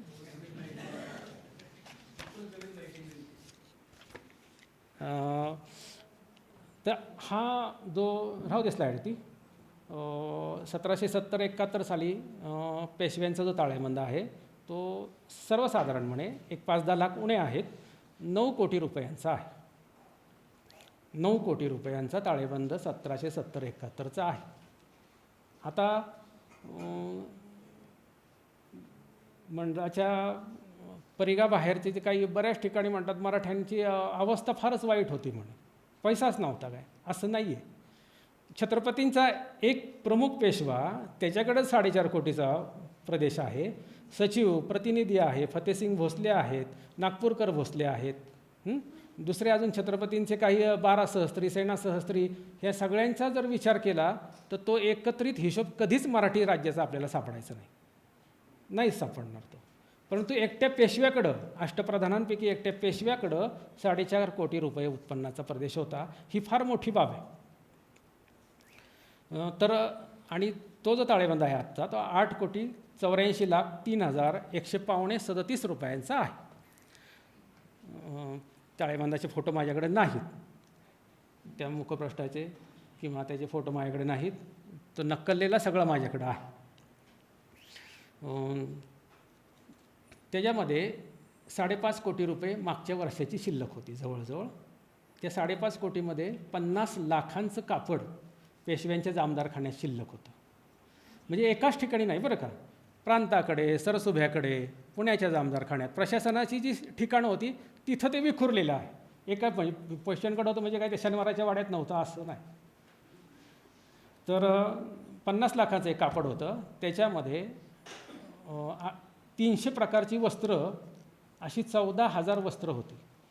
वस्त्रांचे प्रकार 300 होते. त्यातले काही सांगतो मी आता. तिवट नावाचं म्हणजे एक पागोट्यासारखं वस्त्र असतं, असे पागोट्यांचे वस्त्रांचे प्रकार 11 होते, ज्यात बऱ्हाणपुरी तिवट, कळसपाकी, कोरदार, रेशमी, बंदरी. बंदरी म्हणजे काय की जे ज्याला आपण आता मुंबईवरचं कापड मागवलेलं किंवा इकडं असं बंदराच्या ठिकाण म्हणजे परदेशातनं आयात केलेलं कापड, असं साधी तिवठं, असे 11 प्रकार नुसते पागोट्यांमध्ये होते. त्याच्यामध्ये मंदिल नावाचा एक पागोटा येतं आणि हे सगळ्यात भारी किमतीचं असायचं. भारी किमतीचं इतकं की त्यावेळेस सोनं 15 रुपये तोळा आणि मंदिलाच्या किमती मी 600 रुपयापर्यंत पाहिल्यात. इतकं भारी ते वस्त्र असायचं मंदिर. आणि इथं आत्ताच्या ताळेबंदातलं सांगतो की ह्या वर्षी पेशव्यांकडं 113 मंदिल होते फक्त, आणि त्याची किंमत 21,000 रुपये होती. 21,000 रुपये किंमत त्या मंदिलांची होती. मंदिल दिला एखाद्याला म्हणजे तो फार मोठा मानाचा गृहस्थ असेल तर त्याला ते दिलं जायचं. शेल्यांमध्ये सुद्धा 10-12 प्रकारचे शेले होते. त्याच्यामध्ये जाफरखानी, आबवी, गोलदार, कळसपाकी, बऱ्हाणपुरी असे वेगवेगळे शेल्यांचे प्रकार होते. विजारा असायच्या, तुमानी किंवा विजारा ज्याला म्हटलं जातं. त्याच्यामध्ये मुंबई विजार म्हणून एक विजारांचा प्रकार पेशव्यांच्या जामदारखान्यातल्या त्या वस्त्रागारामध्ये होता. पासोड्यांचेही अनेक प्रकार असायचे. त्याच्यामध्ये सुद्धा पैठणी पासोड्या, म्हणजे पैठणी म्हणजे काय, पैठणीपासून तयार केलेल्या नसाव्यात, पैठण भागात तयार झालेल्या म्हणून पैठणी पासोड्या असं म्हटलं जायचं त्यांना. रजाया होत्या, टोप्या, लोड, तक्क्यांचे आभरे आणि हजामत पोस म्हणजे कटिंग करताना जे कापड टाकलं जातं अंगावरती ते एक होतं. हातमोजे होते, पायमोजे होते, पडदे आणि कुत्र्याची झूलसुद्धा होती. हत्तीची झूल, घोड्याची झूल असते, परंतु कुत्र्याची झूल मी त्या कागदपत्रात वाचली आहे. आता खजिना ज्याला म्हटलं जातं, राज्याचा खजिना. मग अशी मी तुम्हाला सांगितलं की रोख चलनाचं व्यवहाराचं खातं म्हणजे कोशागार, पोता ज्याला म्हटलं जायचं. खजिना वेगळा आणि पोता वेगळा असतो. मेस्तकात एक ओवी अशी आहे, पोते खजाना एक केला, राजा नव्हे तो कळवंत भला. म्हणजे राजाने खजिन्यातलं कधीही व्यय करू नये. खजिना जरी तर झाल्यावर राज्य काय करणार? राज्य चालवायला पैसे लागतात हो. पैशाने सगळी कामं होतात. पैशाने बरीचशी कामं होतात. बऱ्याचशा आपल्याला जीवन रोजचं दररोजचं जगण्यासाठी पैसा आवश्यक आहे. पैशाने कामं राज्य चालवायचं असतं, ते सुद्धा पैशावरती राज्य चालतं, कोणत्याही काळातलं असो. आणि सगळं महसुलाच्या मार्गाने पैसा राज्याला येत असतो. राज्य कुठल्याही काळातला असो, मराठा काळातला असो, ऐतिहासिक काळातला असो, नाही तर चालू काळातला असो, पैसाच महसुलात नाही येतो. तर खजिना कधी रिता करू नये राजाने, असं म्हटलं जायचं. फारच गरज पडली तर मग काय करायचं? पर्याय काय असायचा? तर सावकारांची कर्ज. पेशव्यांनी कर्ज तेवढ्यासाठीच घेतली. खजिना फारसा रिकामा करायचा माधवरावांच्या काळापर्यंत भानगडीत कोण पडलं नाही. एखाद्या दुसऱ्या वर्षात जर स्वारी मोहीम एखादी आकस्मित निघाली तर एक 10-12 लाख रुपयाचा फरक पडायचा जमा खर्चामध्ये. तर ह्या पेशव्यांच्या खजिन्यात जडाव काम केलेले दागिने, जडाव म्हणजे जे रत्नजडीत सोन्याचे दागिने आहेत त्यांना जडाव असं म्हटलं जातं. जे जडवलेले असतात, जे तो दागिना घडवताना जे जडवून त्याला कोंदण तयार करून अमुक तो ते रत्न तिथं बसवलेलं असतं, त्याला जडावाचे दागिने असं म्हणतात. असे 9,000 दागिने पेशव्यांच्या खजिन्यात होते. त्याच्यामध्ये हिरे, माती आणि मोणिक यांचे कलाकुसर केलेले भरपूर दागिने होते. याच्यामध्ये गणपती, गरुड, भवानी, सिंह यांच्या मूर्ती होत्या. शिरपेच, अंगठ्या, कर्णफुले, खुळखुळा, गुलाबदाणी, कटीसूत्र, वेणीचे गोंडे, चांदवा आणि ढालेचा चांद रत्नजडीत होता. ढालेचा चांद म्हणजे काय? तो पाठीवरती जी ढाल बांधतात त्याच्यावरती बसवतात तो चांद नाही. तर लष्कराचा तळ जिथं पडायचा तिथं 4-5 भाले एकत्र करून एक निशाण लावलं जायचं आणि त्याला ती ढाल बांधली जायची. त्याला ढाल असं म्हणतात. ऐतिहासिक कागदपत्रामध्ये कितीतरी वेळा उल्लेख असा येतात की ढालेपाशी नेऊन शिरच्छेद केला, ती ढाल. आणि ते ढालाच आपल्याला आता कुठं बघायला मिळते? तर आता ह्या ज्ञानेश्वर तुकाराम महाराजांच्या पालख्या जातात तेव्हाही सुद्धा ते झेंडे असे एकत्र करून ते उभे करतात, ती ढाल. आणि त्या ढालेला सुद्धा रत्न, ते सरकारच्या शासनाचं प्रतीक असतं ढाल. म्हणजे एखादा नवीन बाजार जेव्हा भरला जायचा, तर्फेचं जे मुख्य ठिकाण कसब्याचं असायचं, तिथंसुद्धा ढाल उभी करायची. त्या ढालेची पूजा करायला लागायची चैत्रपती प्रदेला वगैरे. म्हणजे त्या ढालेला जो चांद लावलेला असायचा, एक चंद्राकृती काय चंद्रकोर असेल, ती सुद्धा रत्नजडीत होती. छत्री, वजरटीक, बाकीचे अनेक दागिने होते. ते आता मी काही आता ह्यात बोलायचा भाग आहे, काही वाचायचा भाग आहे. ते आता मी एवढं सांगणं म्हणजे मला पण ते शक्य नाही आहे. जेवढं थोडक्या वेळात आपल्याला उरकायचं आहे सगळं. तर त्याच्यातलं बाळ्यांचे प्रकार सांगतो. कर्णफुलांचे बाळ्या जे आहेत, प्रसिद्ध साधना ती नावच आली नाही आहेत. कोथंबीर बाळ्या, खुडबाळ्या, मास बाळ्या, कुर्म बाळ्या, फुले बाळ्या, जांभूळ बाळ्या आणि मोर बाळ्या, घोस बाळ्या, भोकर बाळ्या, अशा बाळ्या 22 प्रकारच्या पेशव्यांच्या खजिन्यात. रत्नजडी, लोलक, वाकी, विरोध्या, एक सुरा होता रत्नजडीत, स्मरणी होती, शंख आणि एक हंस पक्षी होता रत्नजडीमध्ये जडी. असा ह्या रत्नजडीत दागिने. ह्याचं काही वजन नाही, हे नगावरती मोजायचे दागिने. दागिने जडावाचे जे आहेत त्याला वजन मोजायचं नाही, ते संख्येने त्याची गणना दिलेली आहे. ते तो वजन कागदपत्रातही त्या दिलेलं नाही. पुढचा आहे पेशव्यांच्या खजिन्यातला भाग, तो म्हणजे रत्न. 78,843 रत्न पेशव्यांच्या खजिन्यात होती या वर्षात म्हणजे जो आपण बघतोय आता 1770-71 साली. त्याच्यामध्ये मोती, हिरे, हिरकण्या, पाचू, नीलम, यमन, पुष्कराज, गोमेद, माणिक, पेरोज आणि पारा चढवलेले मोती अशा रत्नांचा समावेश होता. पुढचा सोन्याचे दागिने आहेत 3711 नग. ते सुद्धा नगातच मोजलेले आहेत. काही दागिने ते आता का नगात मोजायचे आणि का वजनावर मोजायचे ते सराफखान्याचे रुमाला असते तर ते कळालं असतं. तर त्याच्यामध्ये हे जे गणना केलेले दागिन्यातनं वजन न केलेले 243 नग दागिने होते, ते वजा करून उर्वरित जे मोजलेले वजनी वजन दागिने होते, ज्याचं वजनात परिमाणाने त्या मोजलेले आहे तोळ्यांनुसार, 19,919 तोळ्यांचे दागिने होते. आता दशांश पद्धतीने त्यावरचे अलीकडचे 2 अंक खोडा, उजवीकडचे उरलेले आहेत ते असं किलो असं समजा परिमाण. कारण तोळ्याचं परिमाण काय होतं 12 मासे 1160 ग्रॅमचं त्या ह्याचा मिलीग्रॅमचं हे असतं 12 मासा. तर दशांश पद्धतीने जरी आपण म्हटलं की 1 तोळा 10 ग्राम, ते तोळ्याला 10 ग्राम गुणिले 1000 मिली, साधारण 200 किलो दागिने ते होते वजन केलेले, न वजन केलेले वेगळे. ते हा दागिन्यांमध्ये काही दागिन्यांची मी हे सांगतो माहिती आणि काय काय होतं. दागिना ह्या शब्दाचा अर्थ आभूषणं असं नाही.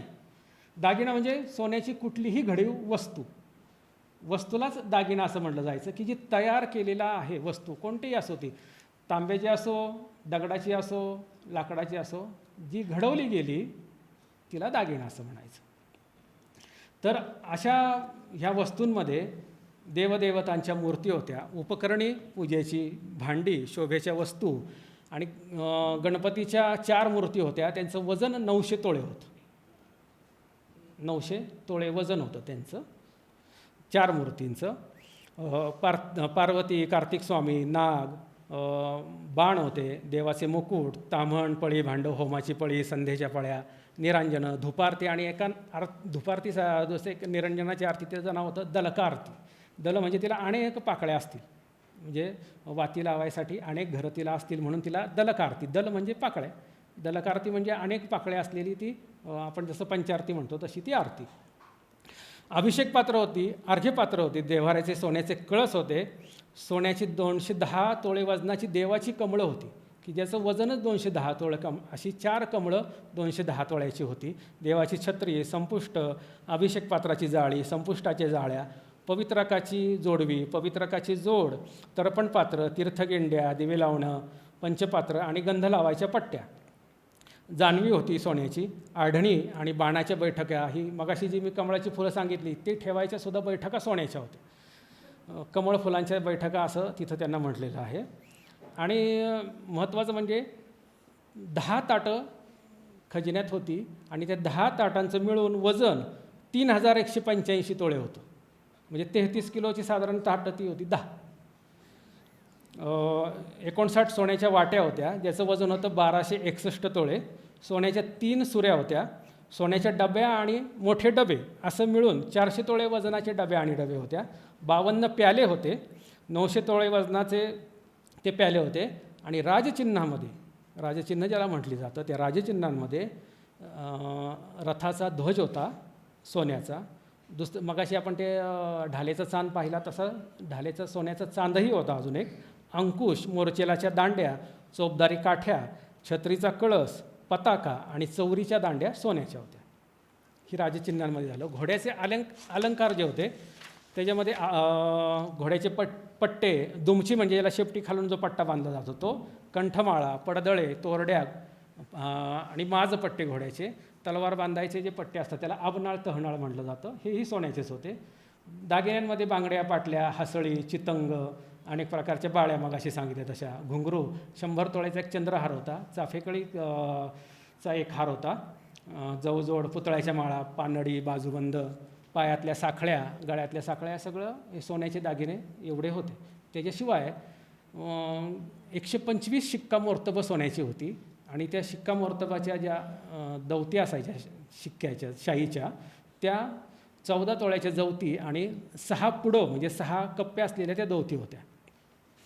इतर सोन्याच्या वस्तूंमध्ये अत्तरदाणे म्हणजे हे जे आता वजन न केलेले जे नग आहेत त्याच्यामध्ये अत्तरदाणी, अबखुरा म्हणजे वॉटर बॅगसारखं, गुलाबदाणी, घोडा, घड्याळ्याचं घर. घड्याळ म्हणजे काय आता भिंतीवरचं घड्याळ असं नाही, ते वेगळी घड्याळ असं कुठं वाळूचं किंवा काही अजून अनेक प्रकारची असते, सावलीची वगैरे अनेक घड्याळं त्या काळात होती. तर त्या घड्याळाचं घर होतं. देवाची घंटा, चौरंग, व्याघ्रांबर, हुक्क्याची दांडी, दंडकड्या, पोथीचं स्टँड सोन्याचं होतं, पाटा, वरवंटा, प्रभावळ, सुरमादाणी ह्या सगळ्या सोन्याच्या वस्तू होत्या. त्याच्याशिवाय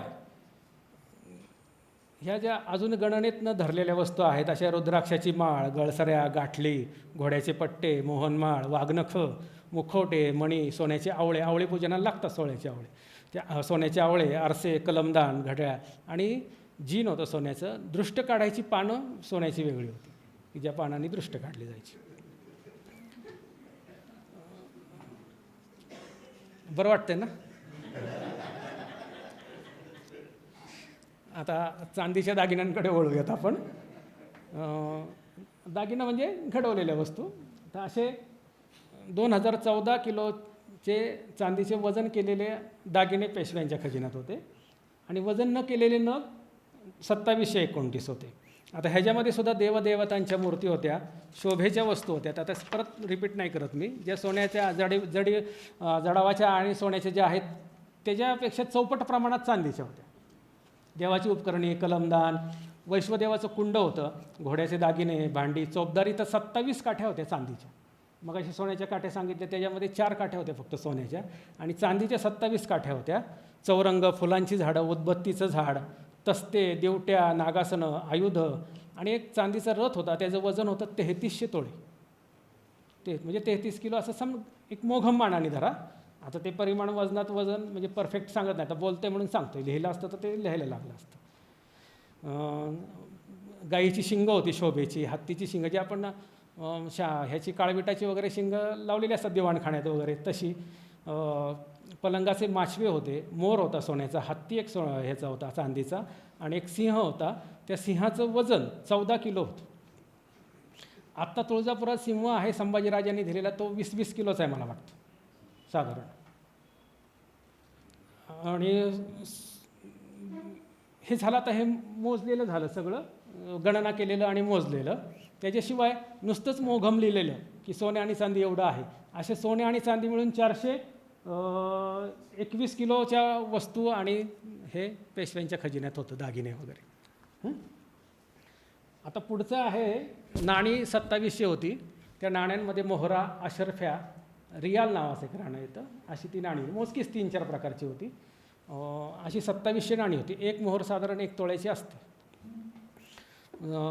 सुगंधी द्रव्य आणि रसायनं मिळून 50,733 तोळे होतं. 50,733 तोळे. दशांशाने 2 आकडे काढले, बाकीचं उरलेलं आपण अंदाज करू शकतो. आता ह्या सुगंधी द्रव्यामध्ये अत्तरांचा साठा फार मोठा होता. अत्तरामध्ये पाचूचं अत्तर होतं, मोत्याचं होतं आणि एका अत्तराचं नाव फार छान होतं, मनसंतोष अत्तर नाव होतं त्याचं. केवडा, अंबरी अत्तर, फितना, गुलाब, मोतिया आणि बाकीची काही अजून बरीच अत्तरं होती. त्याच्याशिवाय अनेक प्रकारची रसायनं त्या भांडारगृहामध्ये होती, ज्याला जिन्नसखाना असं म्हणतात. प्रवाळ रसायन, त्र्यांगराज रसायन, राजमृगांक म्हणून एक रसायन होतं. केशर, कस्तुरी, लवंगा, कादगोळ्या, सुपाऱ्या हे सोन्या चांदीच्या वरखं लावलेल्या या जिन्नसखान्यात होत्या. मोत्याचे सुद्धा वरखं काही वेलदोड्यांना होते. कस्तुरी 128 तोळे वजनाची जिन्नसखान्यात होती. अनेक प्रकारची भस्म होती, जसं लोहभस्म, ताम्रभस्म, त्रैलोक्य चिंतामणीची मात्रा, हेमगर्भाच्या मात्रा, मंडू रसायन, वसंत कुसुमाकर म्हणून नाग रसायन होतं, शिलाजीत, शिलारस होता आणि विष पण त्या जिन्नसखान्यामध्ये होतं. पावखंडी विष जिन्नसखान्यात होतं. आणि सगळ्यात महत्त्वाचं बोलण्याच्या ओघात राहून जाईल, 2.5 तोळे वजनाचं वाघिणीचं दूध ह्या जिन्नसखान्यात होतं. त्याच्याशिवाय 7.25 शेराची, हे प्रमाण परफेक्ट सांगतो मी आता, 7.25 शेराची वाघाची चरबी त्या जिन्नसखान्यात होती. म्हणजे हा जो ते औषधालय आणि सुगंधी द्रव्याचा हा मिळून साठा सगळा आहे. धान्य साठ्याकडे जाऊयात आपण आता. धान्य साठ्यामध्ये 1,05,573 खंडी धान्य होतं. हिशोबाच्या सरासरी मानानं 1 खंडी म्हणजे साधारण 1 टनभर धान्य असं समजा. 1 खंडी म्हणजे 1 टनभर धान्य हिशोबाच्या मानाने. त्या खंडीचं परिमाण कसं, खंडी गुणिले 20 मणाची 1 खंडी, 16 पायलीचा 1 मण, परत 4 शेराची 1 पायली. म्हणजे खंडीला जर परिमाण काढायचं असेल तर पहिलं 20 गुणायचं, मग 16 गुणायचं, मग परत 4 गुणायचं, मग शेरापर्यंत आपण पोचतो. त्याच्यापेक्षा सरासरी मानाने 1 खंडी म्हणजे 1 टन असं आपण म्हणू शकतो. मग जपून बोलायला लागतंय हो मला.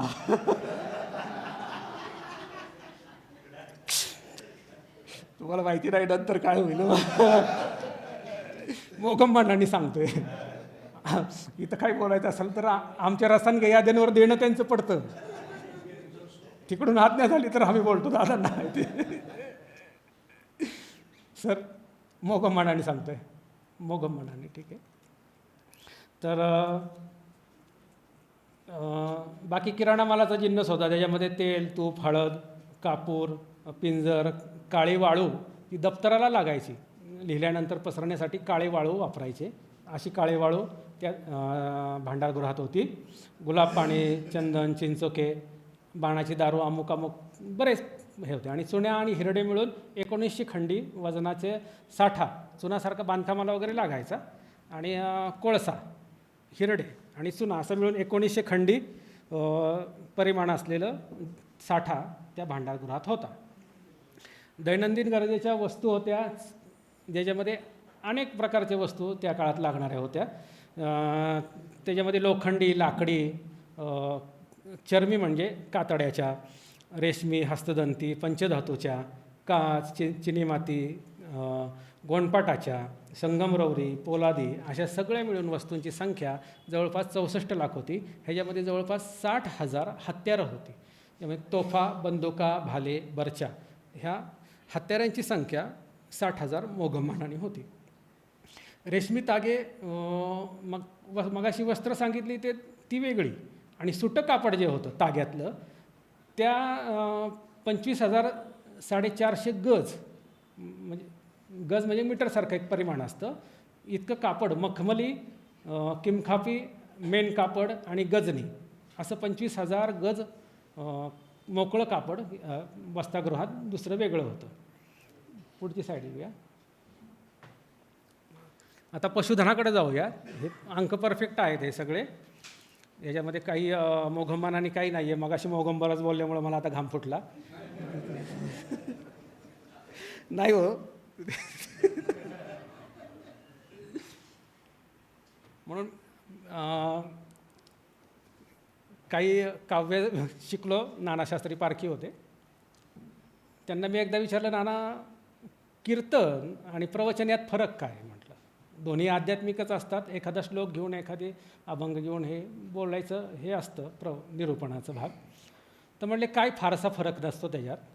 कीर्तन उभं राहून करायचं, प्रवचन बसून करायचं. तसं मगाशीच मी म्हणालो व्याख्यानात मोघम बरंचसं बोललं जातं, पण मंडळाचं व्यासपीठ आहे हे मी परिमाणातलं मोघम बोललो आहे, बाकीचं नाही. ते तुम्हाला सगळ्यांना कळावं म्हणून.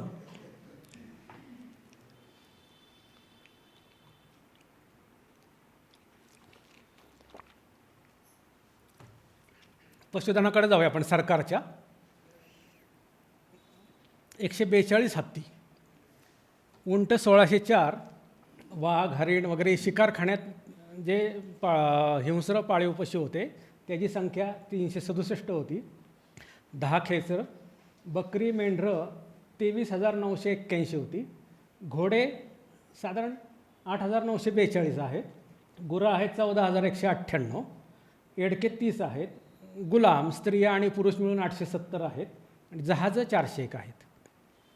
तर ह्यातलं वाघ, हरिण ही जी शिकारखान्यातले जे पशु आहेत त्याच्यामध्ये कबुतरांची संख्या जास्त असायची. माधवरावाच्या काळात शिकारखान्यात फक्त 2 वाघ होते, 2 मोर होते, एक लगड होते आणि एक कुहिका म्हणजे ज्याला काकाकोवासारखा पक्षी जो असेल तो असा एक होता.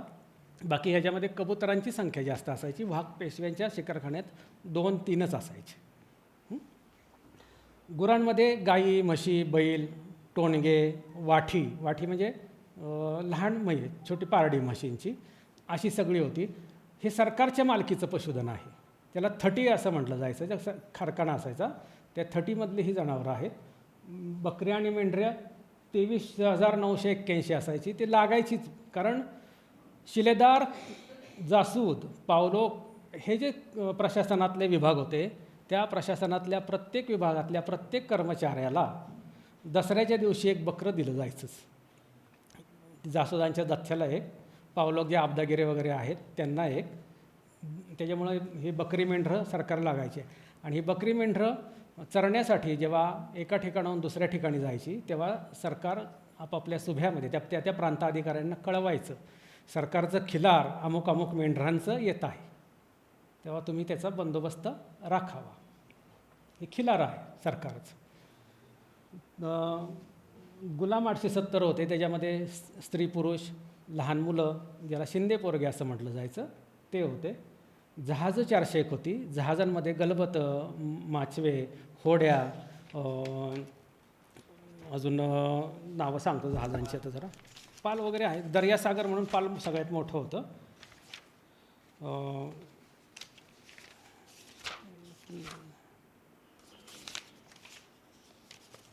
असू दे डंग्या, गॅली, गुराब अशी सगळी मिळून वेगवेगळी 401 जहाजं होती. माधवरावाचा जो आत्ता चालू वर्षाचा आपण टाळेबंद पाहतो आहे तेव्हा वसईला जहाज बांधायचं काम चाललेलं होतं आणि आबाजी महादेव नावाची व्यक्ती ते जहाज बांधणीचं काम पाहत होती. चालू वर्षात त्या वर्षात जहाज बांधणीसाठी पेशव्यांनी 2.5 लाख रुपये गुंतवले होते. 2.5 लाख रुपये त्याचा निधी त्या जहाज बांधणीसाठी उपलब्ध करून दिला होता. तो जमेत धरला यावर्षी, कारण त्याचा हिशोब आले नव्हते. त्यामुळे 2.5 लाख रुपये आबाजी महादेव आणि दुसऱ्या मंडळी, दुसरा एक त्यांचा अजून एक कमावीसदार होता, त्याच्याकडं रक्कम येणे आहे. नवबंदिस्त पाल वसईस बांधवीत आहोत अशी ती नोंद आहे. नवबंदिस्त म्हणजे नवीन काम चालू आहे त्या पाजलाचं. आणि दर्यासागर म्हणून दोन मोठी जहाजं पेशव्यांची होती या 401 जहाजांमध्ये. जहाजापर्यंत आलो आपण आता. पुढची स्लाईड द्या.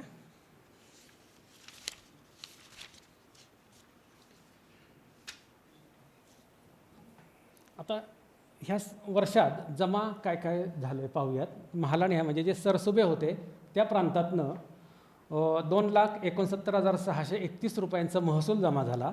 आणि खेरीज महालाली आहे ज्याच्यामध्ये संस्थानिकांकडनं घेतलेल्या खंडण्या, फार हैदरपासूनचीच खंडण्यांचा यात समावेश आहे. चित्रदुर्ग, सुरापूर, ओरसा, दतिया ही जी संस्थानं बाकीची म्हणजे उत्तरेतली सगळी आणि कर्नाटकातली सगळी अशी जी संस्था मंडलिक जे होते जे पेशव्यांना खंडणी द्यायचे 17 लाखाची खंडणी यावर्षी जमा झाली ती. हैदरकडनं खंडणी करार केली होती यावर्षी 50 लाख, परंतु दादांच्या रोजवातींनी म्हणजे रघुनाथराव दादांच्या रोजवातींनी फक्त 8 लाख रुपये त्यांनी दिले फक्त त्यावर्षी. बाकीचे 42 लाखाची रुपयांची बाकी माधवराव आणि हैदरला फार नमवलं, अतिशय नमवलं. तर ते दादांच्या मध्यस्थीमुळं बरीचशी खंडणी बाकी राहिली त्याच्याकडं त्यावर्षी.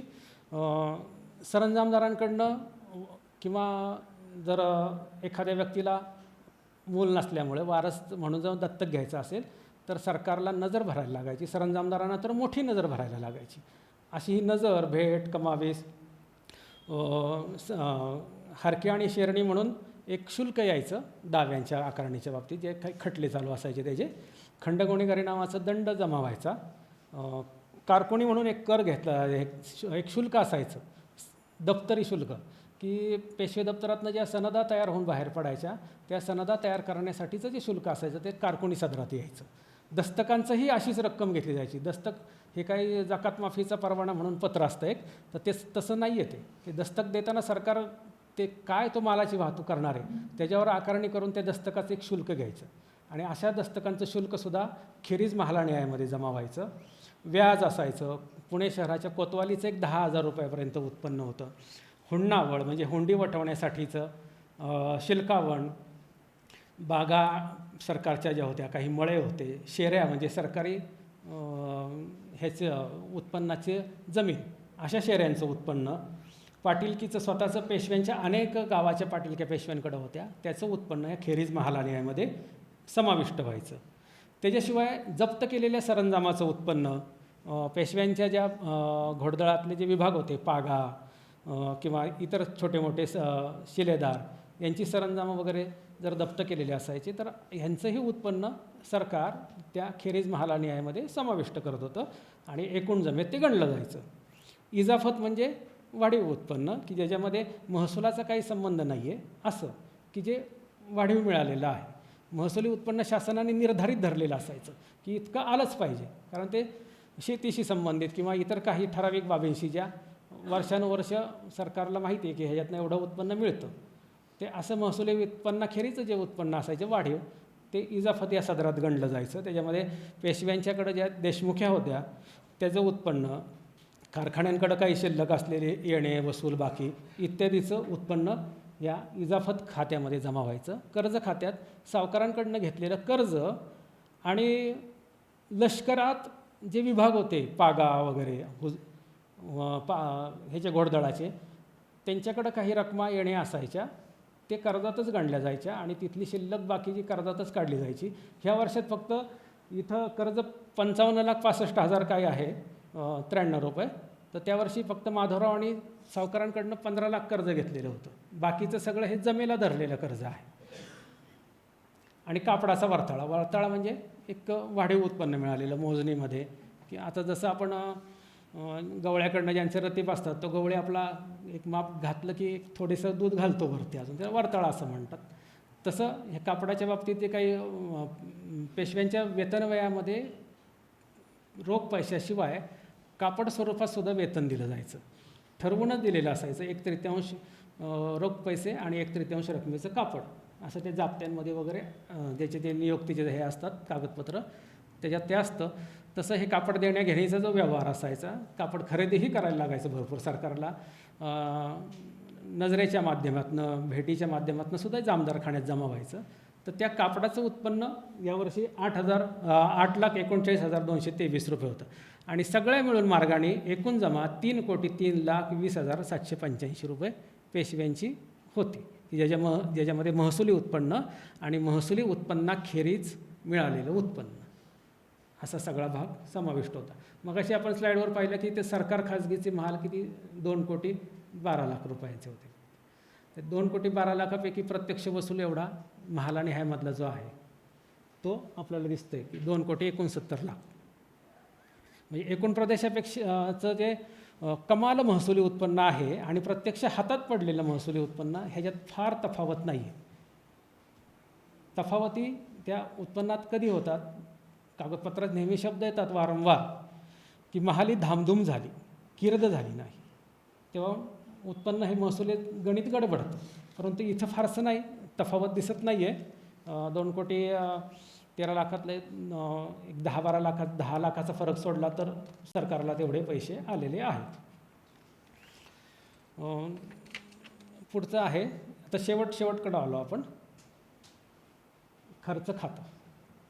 खर्च मोठ्या प्रमाणात असायचा पेशव्यांचा. तहवेल या खर्च खात्यामध्ये 18 कारखाने आपण कागदपत्रात नेहमी वाचतो. जे अभ्यासक आहेत त्यांना माहिती आहे 18 कारखाने असतात. परंतु मेस्तकातसुद्धा त्याची संख्या जास्त दिलेली आहे. 25-26 कारखाने असतात असं मेस्तककार म्हणतो. तर तहवेल म्हणून जे खर्च खातं असायचं त्याच्यात या कारखान्यांचा खर्च समाविष्ट केलेला असायचा.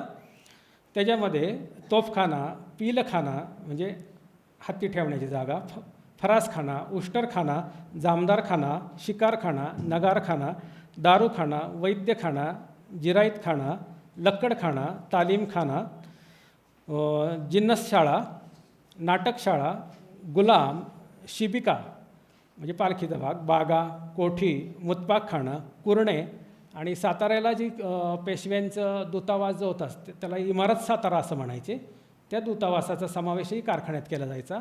इतकंच नाही तर पेशव्यांचा जो खाजगी खर्च काही असायचा त्यातला काही भाग खाजगत खर्च निस्बत कारखाना म्हणून या खर्चात समाविष्ट केला जायचा. जवाहीरखाना, थटी म्हणजे गोशाळा, वहीत कोठी, रथखाना इत्यादी खर्चाची खाती या तहवेल खर्च खात्यामध्ये होती. तर त्या वर्षात ह्या कारखान्यांचा जो खर्च आहे तो 11,95,958 रुपये इतका होता. दुसरा मोठा सगळ्यात भाग आहे तो म्हणजे वेतन खर्चाचा. 1,03,03,71 रुपये वेतन खर्च सरकारचा झाला आहे प्रशासनावरती. त्या वेतन खर्चामध्ये 2 भाग होते.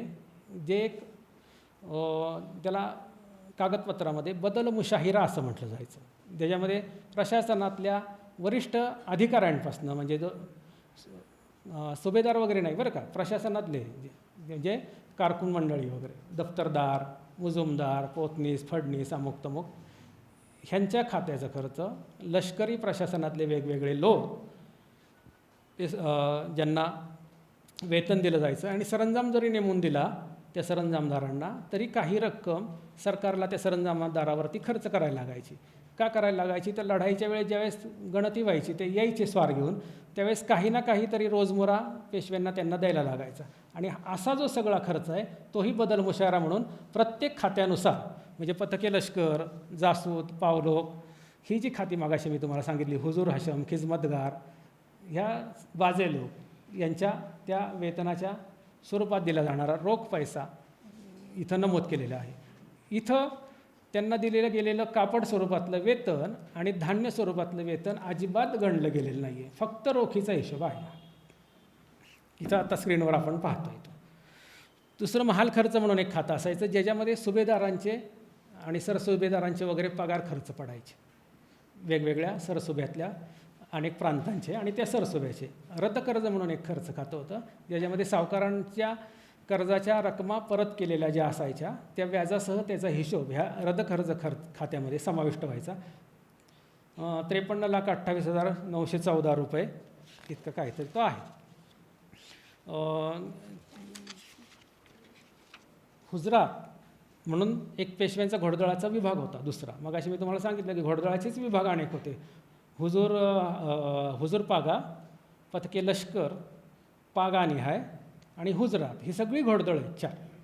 तर त्या हुजरातीच्या घोडदळाचा जो खर्च आहे तो एक, आणि ह्या हुजरातीच्या खर्चाचा संबंध छत्रपतींशी सुद्धा होता. छत्रपतींच्याकडं जो झालेला खर्च जो असायचा पेशव्यांच्या मार्फत तो सुद्धा हुजरात या खर्च खात्यात समाविष्ट केला जायचा. म्हणजे घोडदळाचा खर्च काही आणि छत्रपतींचा काही असं मिळून ते हुजरात खर्च खातं होतं. स्वारिया कारकून म्हणजे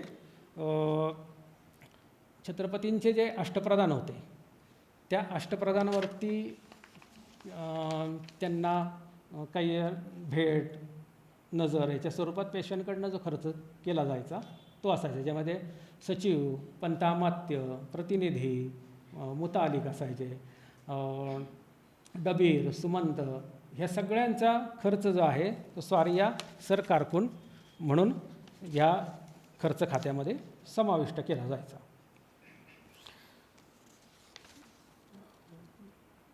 त्याच्यामध्ये काही नावं सांगतो मी आता. ते अष्टप्रधानांच्या ह्याच्यातले सेनाकर्ते, पंडितराव आणि घोरपडे वगैरे जी मोठी मंडळी होती त्यांचासुद्धा खर्च स्वारिया कारकूनमध्येच खर्च पडायचा. सुभे लष्कर या खर्चामध्ये जे लष्करी अधिकारी होते छत्रपतींचे, पेशव्यांच्या सरंजामदार नाही, जे छत्रपतींच्या अखत्यारीत काम करतायत परंतु ज्यांचा संबंध, ज्यांची नेमणूक पेशव्यांकडे केलेली आहे असे लष्करी अधिकारी. मग कोण कोण होते? शहाजी भोसले, गोविंदराव गायकवाड सेना खासकीर, त्रिंबकजी भोसले, सरलष्कर खंडेराव दरेकर, सेनासाहेब सुभाष जानोजी भोसले, सेना धुरंधर मुधोजी भोसले आणि सरखेल रघोजी आंग्रे यांचा जो खर्च असायचा पेशवे सरकारने केलेला त्यांच्या संबंधीचा खर्च या खर्च खात्यामध्ये समाविष्ट केला जायचा. किल्ले आहे हे खातं किल्ल्यांवरती केलेल्या खर्चाचं असायचं. ते काय टायटलवरनं कळतं आपल्याला. भरपूर मोठा किल्ल्यांचा खर्च पेशवे प्रशासनामध्ये होता. किल्ल्यासाठी 21,25,833 रुपये खर्च त्या वर्षात सरकारने केला आहे. मग आता एक वेतन खर्च खात्याकडे आपण एक थोडा वेळ जाऊया परत. त्या वेतन खर्च खात्यामध्ये 1 कोटीचा जो खर्च आहे त्याच्यामध्ये वेतनाचा खर्च जो आहे तो 78 लाख होता आणि दुसरा सरकारचा खर्च जो शासनाने समाजासाठी करायचा आहे अशा खर्चाचा समावेश हे दोन्ही मिळून त्या वेतन खर्चात केलेला असायचा. तर त्याच्यामध्ये प्रजाहितार्थ केलेला खर्च आणि नैमित्तिक खर्च अशा खर्चाचा समावेश असायचा. त्याच्यामध्ये अनुष्ठानं, धर्मदाय देणग्या, इनाम. धर्मदाय देणग्या दिलेलं जर समजा आता पत्र आपण मंडळाने भरपूर प्रसिद्ध केलेले आहे की राज्याचा अभिष्ट चिंतन म्हणून त्या व्यक्तीला धर्मदाय इनाम दिलेलं आहे. तर त्या इनाम गाव जर असेल तर त्या गावाचा वसूल जितका आहे तितका वसूल धर्मदाय खर्च खात्याच्या खतावणीत नमूद केलं जायचं. तो काही रोजकिर्दीत खर्च पडत नव्हता, त्याची खतावणीच वेगळी असायची. अशा अनेक खताण्या घडणी दप्तरात ज्या आहेत देवस्थानाच्या घडणीचे जे पहिले रुमाल आहेत ते सगळे असेच इनाम, धर्मदाय, देणग्या, वर्षासनं यांचे आहेत. याच्याशिवाय त्या खर्चातच हुंडावळ, परदरबारचा खर्च, पायमल्ली, दप्तर खर्च, इनाम खर्च असे अनेक खर्च असायचे. त्याच्यामध्ये बालप्रवेशी आणि नानप्रवेशी या सदरामध्ये खर्च पडायचा की जो रणांगणावरती जे सैनिक ठार झालेत त्या सैनिकांच्या कुटुंबाच्या निर्वाहासाठी त्या सरकारने जी तरतूद केलेली असायची तो खर्च असायचा. कसं आहे, पंचतंत्रात एक श्लोक आहे, राजा तुष्टो हि भृत्यांना अर्थमात्र प्रयच्छती ते तू सन्मान मात्रेण प्राणेरपौप्य करोवते. म्हणजे राजाने जर त्याच्या सेवकांना, पराक्रम गाजवणाऱ्यांना जर इनाम बक्षिसं दिली रोख, तर ते जे आहे ते त्या सन्मानाने इतके संतुष्ट होतात की ते आपल्या राजासाठी प्राणार्पणही करायला तयार होतात. आणि मराठ्यांमध्ये तर प्राणार्पणाची ती परंपराच आहे, तो काही भागच नाही. तर त्या बालप्रवेशीची नानप्रवेशीचे एक उदाहरण सांगतो. एक शिलेदार होता, नुसतं साधा सैनिक आपला, तो काही सरंजामदार नाही किंवा फार मोठा नाही. आणि ह्याच्या राक्षस भवनच्या लढाईत तो ठार झाला, पुणे प्रांतातला.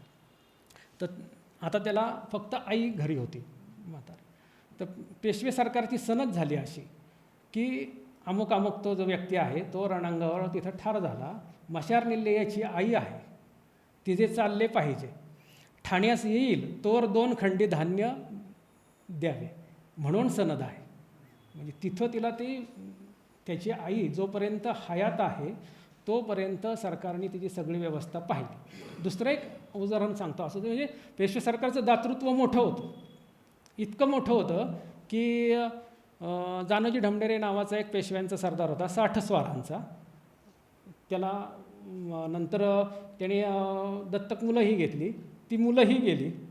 1783ला जानोजीला वारसच राहिला नाही, मुलं नाही आणि कोणी नाही. जानोजीची बायको होती जानोजी ढमढेऱ्याची, तिचं नाव होतं सगुणाबाई.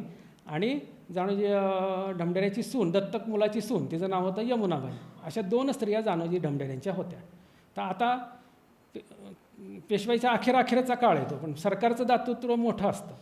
तर जानोजी ढमढेऱ्याला जो मोकासा सरंजाम होता इनाम, त्याच्यामध्ये अनेक महाल होते. म्हणजे महाल म्हणजे महसुली उत्पन्नाचे घटक छोटे छोटे होते. त्याच्यामध्ये टाकळी भीमा जे गाव आहे कोरेगाव जवळचं, ते गाव पूर्ण दरबस्त तिथल्या महसुलासह त्या जानोजीला मोकासा इनाम म्हणून होतं, सरंजाम.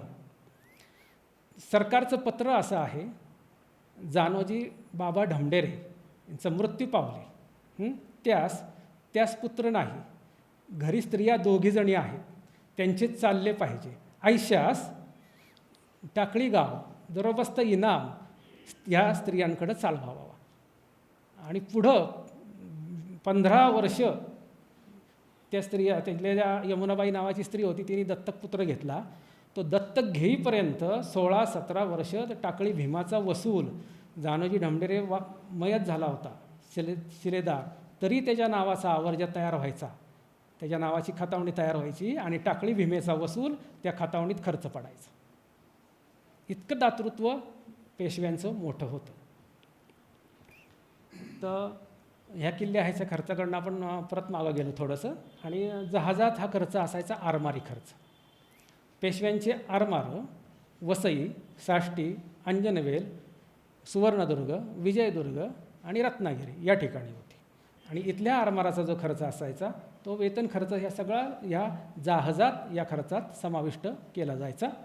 तर एकूण मिळून असं हे सगळं खर्च खातं जे आहे ते 2,62,62,822 रुपयांचं त्या वर्षीचं होतं, की ज्याच्यामध्ये प्रशासनाचा सगळा खर्च समाविष्ट होता. महालमक्ते म्हणून जो भाग आहे यातला, तर त्याच्यामध्ये छोटे छोटे मक्ते दिलेले असायचे. मासेमारीचा एक छोटा मक्ता, वाट डायरीत पत्र आहे ते मक्त्याची, मासेमारीच्या मक्त्याची. किंवा तंबाखूची जे पिकवली जायची ज्या भागात, त्याला तंबाखूची रेंद असा शब्द येतो. असे छोटे छोटे मक्ते मासे धरण्याचे, तंबाखूचे ह्या काही शेतीचे, पानवेलींचे, हे जे मक्ते छोटे छोटे दिले जायचे, त्यांना महालमक्त्याचा ते जे कमावीदार असायचे किंवा त्याच्यासाठी जो लागणारा खर्च असायचा तो या महालमक्ते खर्च सदरात समाविष्ट केला जायचा. आता एकूण जमा 2,69,00,000 काहीतरी. ताळेबंद नफ्याचा आहे सर.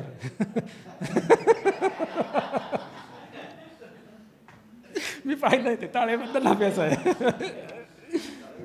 मंडळाचे कोषाध्यक्ष आहेत ते. ताळेबंद नफ्याचा आहे.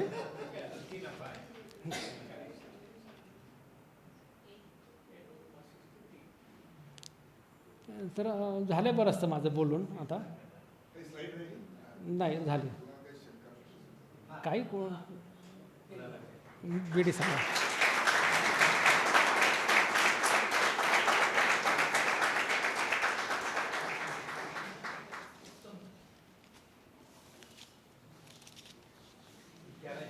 काही कोणाला शंका असेल तर एक 2-5 मिनिटात आपण विचारू. कुठलं नाही, हे आता हे जे तयार झाला हा कागद सगळा, की हा जो ताळेबंद तयार झाला त्याच्यानंतर अजून एक कागद तयार व्हायचा, त्याला बाकी जाबता असं म्हणतात.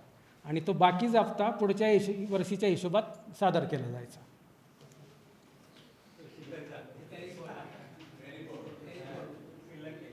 ऑडिट रिपोर्ट सगळा. हां, आता ते रोजकिर्दी ज्या पेशव्यांच्या असायच्या त्या तपासताना किर्द फडणीसांनी लिहायची, लिहिण्याचा आणि त्याचा कारभार सगळा फडणीसाची, तपासायची मुजुमदारांनी, म्हणजे चीफ ऑडिटर मुजुमदार. ते किर्द तपासताना तपासली कशावरनं, तर तिथं त्यांचे शेरे असायचे.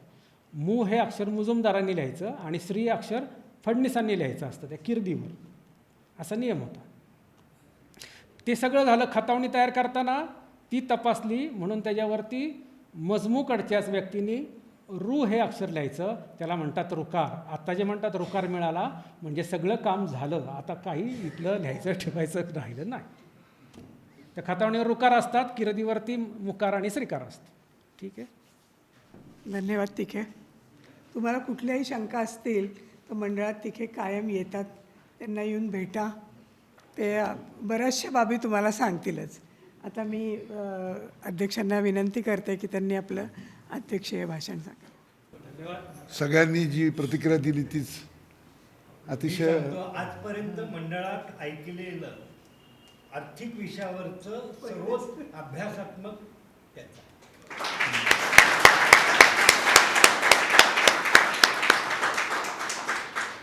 आपल्या सगळ्यांच्या वतीने तिखेंचा आभार मानतो. कधी कधी त्यांना वाटत असेल मी त्यांचा फार छळ करतो, त्यांच्या मागं लागतो की तुम्ही लवकर करा, कारण आता हा ताळेबंद जो आहे आमच्या भांडारकर इन्स्टिट्यूटमधनं आपण जी इन्फोसिस स्कॉलरशिप्स आहेत त्याच्यातून ते करायचं असं आपल्या डोक्यात आहे. आणि आज मला बरं वाटलं की एकदाचं सगळं तयारी पूर्ण झालेली आहे. आणि त्यांच्याशीच बोलताना मला कळलं की एकूण मराठी राज्याच्या बाकीच्या अंगाने खूप लिखाण झालेलं आहे, सामाजिक असेल, राजकीय दृष्टिकोनातून, पण आर्थिक बाबतीमध्ये मूलभूतच डेटा नाही आहे. त्यामुळे मग बाकी त्याच्यावरती काही बोलायला काही अडचणीचं होतं. तर त्या कामाची सुरुवात उशिरा का होईना होते.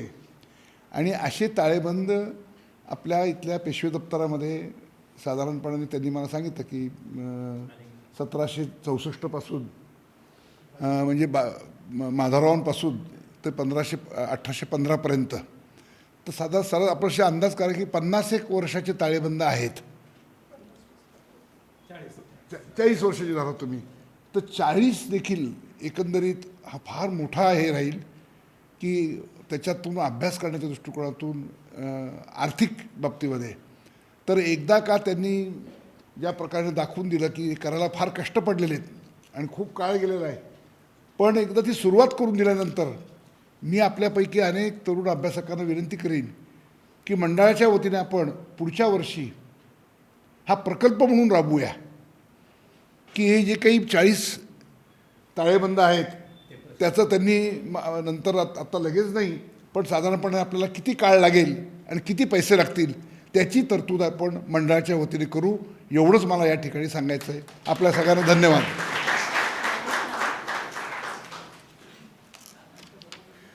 सर्वांना नमस्कार. मी आभार प्रदर्शनासाठी शेवटी उभा आहे. आज खऱ्या अर्थाने मला वाटतं विका राजवाड्यांचा स्मृती कार्यक्रम पार पडला असं मी म्हणेल, कारण विका राजवाड्यांचं विश्वनाथ काशीनाथ राजवाड्यांचं जे संशोधन होतं, मूलभूत संशोधन, ते तिखेंनी आज आपल्यासमोर सादर केलं. अतिशय चांगल्या पद्धतीचं व्याख्यान हे झालं. खरं तर संशोधक, हाडाचा संशोधक बोलायला ज्यावेळेला उभं राहतो, खरं त्यांना बोलायला उभं करणं ही एक मोठी तयारी होती. मला वाटतं त्यांच्या आम्ही सगळे जवळचे लोक आहोत की कितीतरी महिने आम्ही त्यांना सांगतोय की येऊन बोला, परंतु ते म्हणायचे बोलणं हे माझं काम नाही, संशोधन करणं हे माझं काम आहे. पण एखादा संशोधक बोलायला लागल्यानंतर काय बोलतो हे मला वाटतं आज कळालं. आणि गजाननरावांसारखा समोर एखादा हाडाचा आणखी ज्येष्ठ संशोधक बसल्यानंतर थोडा जरी रस्ता इकडं चुकला ते घाम कसा फुटतो मला वाटतं ते आपण पाहिलेलं आहे. त्यांनी सांगितलं की माझं थोडीशी चूक होते आणि हे मंडळाचं व्यासपीठ आहे, इथं तंतोतंत बरोबर लागतं, म्हणजे 99.999 वगैरे नाही, 100च लागतं. आणि ते झाल्यानंतर ते परत रस्त्यावर आल्यानंतर परत त्यांची गाडी कशी सुरू होते मला वाटतं तरुण संशोधक सगळ्या संशोधकांना हे अतिशय उत्तम उदाहरण आज झालेलं आहे. जाता जाता त्यांनी काही गोष्टी सहज सांगून लागल्या की झाडा हे 4-5 वर्षात कळतं. मला वाटतं आमचे तरुण लोक हाबकलेले आहेत त्यामुळे, कारण गावचा झाडा किंवा बाकीचा झाडा करायला 4-5 वर्ष लागत असतील तर असं संशोधन करायला किती वर्ष लागतात? तेच सांगतो, हे ते सहज बोलले 4-5 वर्ष लागतात. वाटतं या सगळ्या गोष्टी संशोधकाला आयुष्य खर्ची करावं लागतं. आमच्या बी डी कुलकर्णींनी सांगितलं की गजाननराव मेहेंदळेंनी त्यांचं आयुष्य खर्च केलं, राजवाड्यांनी आयुष्य खर्च केलं, खऱ्यांनी आयुष्य खर्च केलं, अशी मोठी मांदियाळ आहे. तर वाटतं अशी ही तरुण पिढी यामधून पुढे येते. हे या राजवाडे स्मृती व्याख्यानानिमित्त मला वाटतं पुन्हा एकदा सिद्ध झालं आहे. असे अनेक संशोधक आपल्या इकडे आहेत आणि अध्यक्षांनी सांगितल्याप्रमाणे याचं आपण ग्रंथामध्ये रूपांतर करतो आहे. एक कोषाध्यक्ष म्हणून फक्त थोडं सांगतो, अशा गोष्टीला पैसा कमी पडणार नाही, म्हणजे या बाजूने मी सांगतो, जाहीरपणे सांगतो, कुठेही पैसा कमी पडणार नाही. संशोधन प्रसिद्ध करायलाही पैसे कमी पडणार नाहीत. एक गोष्ट इतर गोष्टीला कमी पडले तर झोळी घेऊन आपण जरूर फिरू, परंतु या गोष्टीला पडणार नाही याची आपण खात्री बाळगूया. या निमित्ताने फक्त मी सांगतो की मंडळामध्ये असणाऱ्या दुर्मिळ, नुकतंच फर्ग्युसन महाविद्यालयाच्या परिसरामध्ये दादा आमचे त्यामध्ये प्रमुख होते, जे मोठं पुस्तक प्रदर्शन झालं आणि विक्री झाली. आपल्या मंडळाच्या स्टॉलला प्रचंड प्रतिसाद मिळाला, प्रचंड असाच शब्द मी वापरेल, असा प्रतिसाद मिळाला. आणि या निमित्ताने आपण ठरवलं आहे की मंडळातली दुर्मिळ चित्र आहेत ही अशी. त्यानंतर पाठीमागे पाहिलं तर अनेक प्रकारची ऐतिहासिक पत्र आहेत, तर याचे झेरॉक्स किंवा याच्या प्रती या आपण देतो आहोत. मूळ प्रती आपण त्याला मूळ देणारच नाही आहे, पण प्रती आपण त्याला देतो आहे, कलर्ड प्रती आपण त्याला देतो आहे. त्या अतिशय वाजवी किमतीमध्ये आपण देतो आहे. अनेक लोकांना त्या हव्या आहेत, त्यांची मागणी आहे. त्याशिवाय वाढ डायरीला त्याच्या 13 खंड आहेत. वाढ डायरीचे संशोधकांना वाढ डायरीचं महत्त्व कळतं. ते वाढ डायरीचे 13 खंड आपण आता उपलब्ध केलेले आहेत. म्हणतो ह्याच्यामध्ये दादा खूप खर्च मागणी झाली, बरीचशी मागणी नोंदवली गेलेली आहे. याशिवाय पेशवे दप्तराचे 45 खंड आपण विक्रीला आता तयार ठेवतो आहे. आणि त्या झेरॉक्स प्रती उत्तम प्रकारच्या झेरॉक्स प्रती उत्तम बांधणी असणारे असे 45 खंड आपण तयार ठेवतो आहे. ही या निमित्ताने फक्त मी आपल्या माहितीसाठी सांगतो. पुन्हा एकदा अध्यक्ष वत्सल शास्त्री खऱ्यांचे खंड आहेत, म्हणजे आता ही मोठी यादी आहे. खरं तर आपण तसं मंडळाची वास्तू कात लागते आहे, बदलते आहे, तसं आपण त्याचा भागसुद्धा बदलतो आहोत, संशोधनाचा भागही बदलतो आहोत आणि वेगवेगळ्या पद्धतीने आपण नव्या विचाराकडे जातो आहोत. त्यामुळे उदाहरणार्थ मला पटवर्धन समोर दिसत आहेत की अखबारात आणल्यानंतर त्यांना जो काय आनंद झालेला अभ्यासातनं तो मला वाटतं आपल्याला कळतो. ते म्हणले की मंडळानेच केलेलं सगळ्यात मोठं काम आहे ते अखबारात आणलं आणि त्यातून जी काही माहिती मिळते की जी आजपर्यंत कधी उजेडात आलेली नव्हती आणि ती आता पुढे यायला लागलेली आहे. पर्शियन वाचणाऱ्यांना किंवा या सगळ्या लोकांना अलीकडं दक्षिणेमध्ये काय काय चाललेलं होतं त्या काळात, औरंगजेब खुद्द इथं असताना काय चाललेलं होतं, या सगळ्या गोष्टीचा नवीन उलगडा आता पुन्हा पुन्हा व्हायला लागलेला आहे. मला वाटतं हेही नवीन संशोधन आपण निश्चितपणे प्रसिद्ध करणार आहोत. त्यामुळे अनेक संशोधकांनी, आणि परत एकदा सांगतो, संशोधकाला वय नसतं. म्हणजे आता माझं वय 55 झाले, 60 झाले, 70 झालं आहे म्हणून संशोधन थांबता कामा नये. खरं तर 75पासून सुद्धा संशोधनाला सुरुवात होऊ शकते. त्यामुळे अशा प्रकारचे सर्व संशोधक आपल्या इथं यावेत, त्यांचं कायमच स्वागत असेल ही या निमित्ताने सांगतो. पुन्हा एकदा माननीय अध्यक्ष प्रदीपजी रावत, आमचे सचिव गजाननभाऊ मेहेंदळे, आमचे उपाध्यक्ष, या सर्वच लोकांचं आणि विशेषतः तिखेंचं मी या निमित्ताने मनपूर्वक आभार मानतो. आणि जरी आपण पेशवे काळातलं सगळं वाचलं, त्यांनी अनेक महिने तारखा जुन्या सांगितल्या, तरी आपण आत्ता या इंग्रजी वर्षात जगतो आहोत. त्यामुळे उद्यापासून सुरू होणाऱ्या नवीन वर्षाच्या शुभेच्छा देतो आणि थांबतो. धन्यवाद.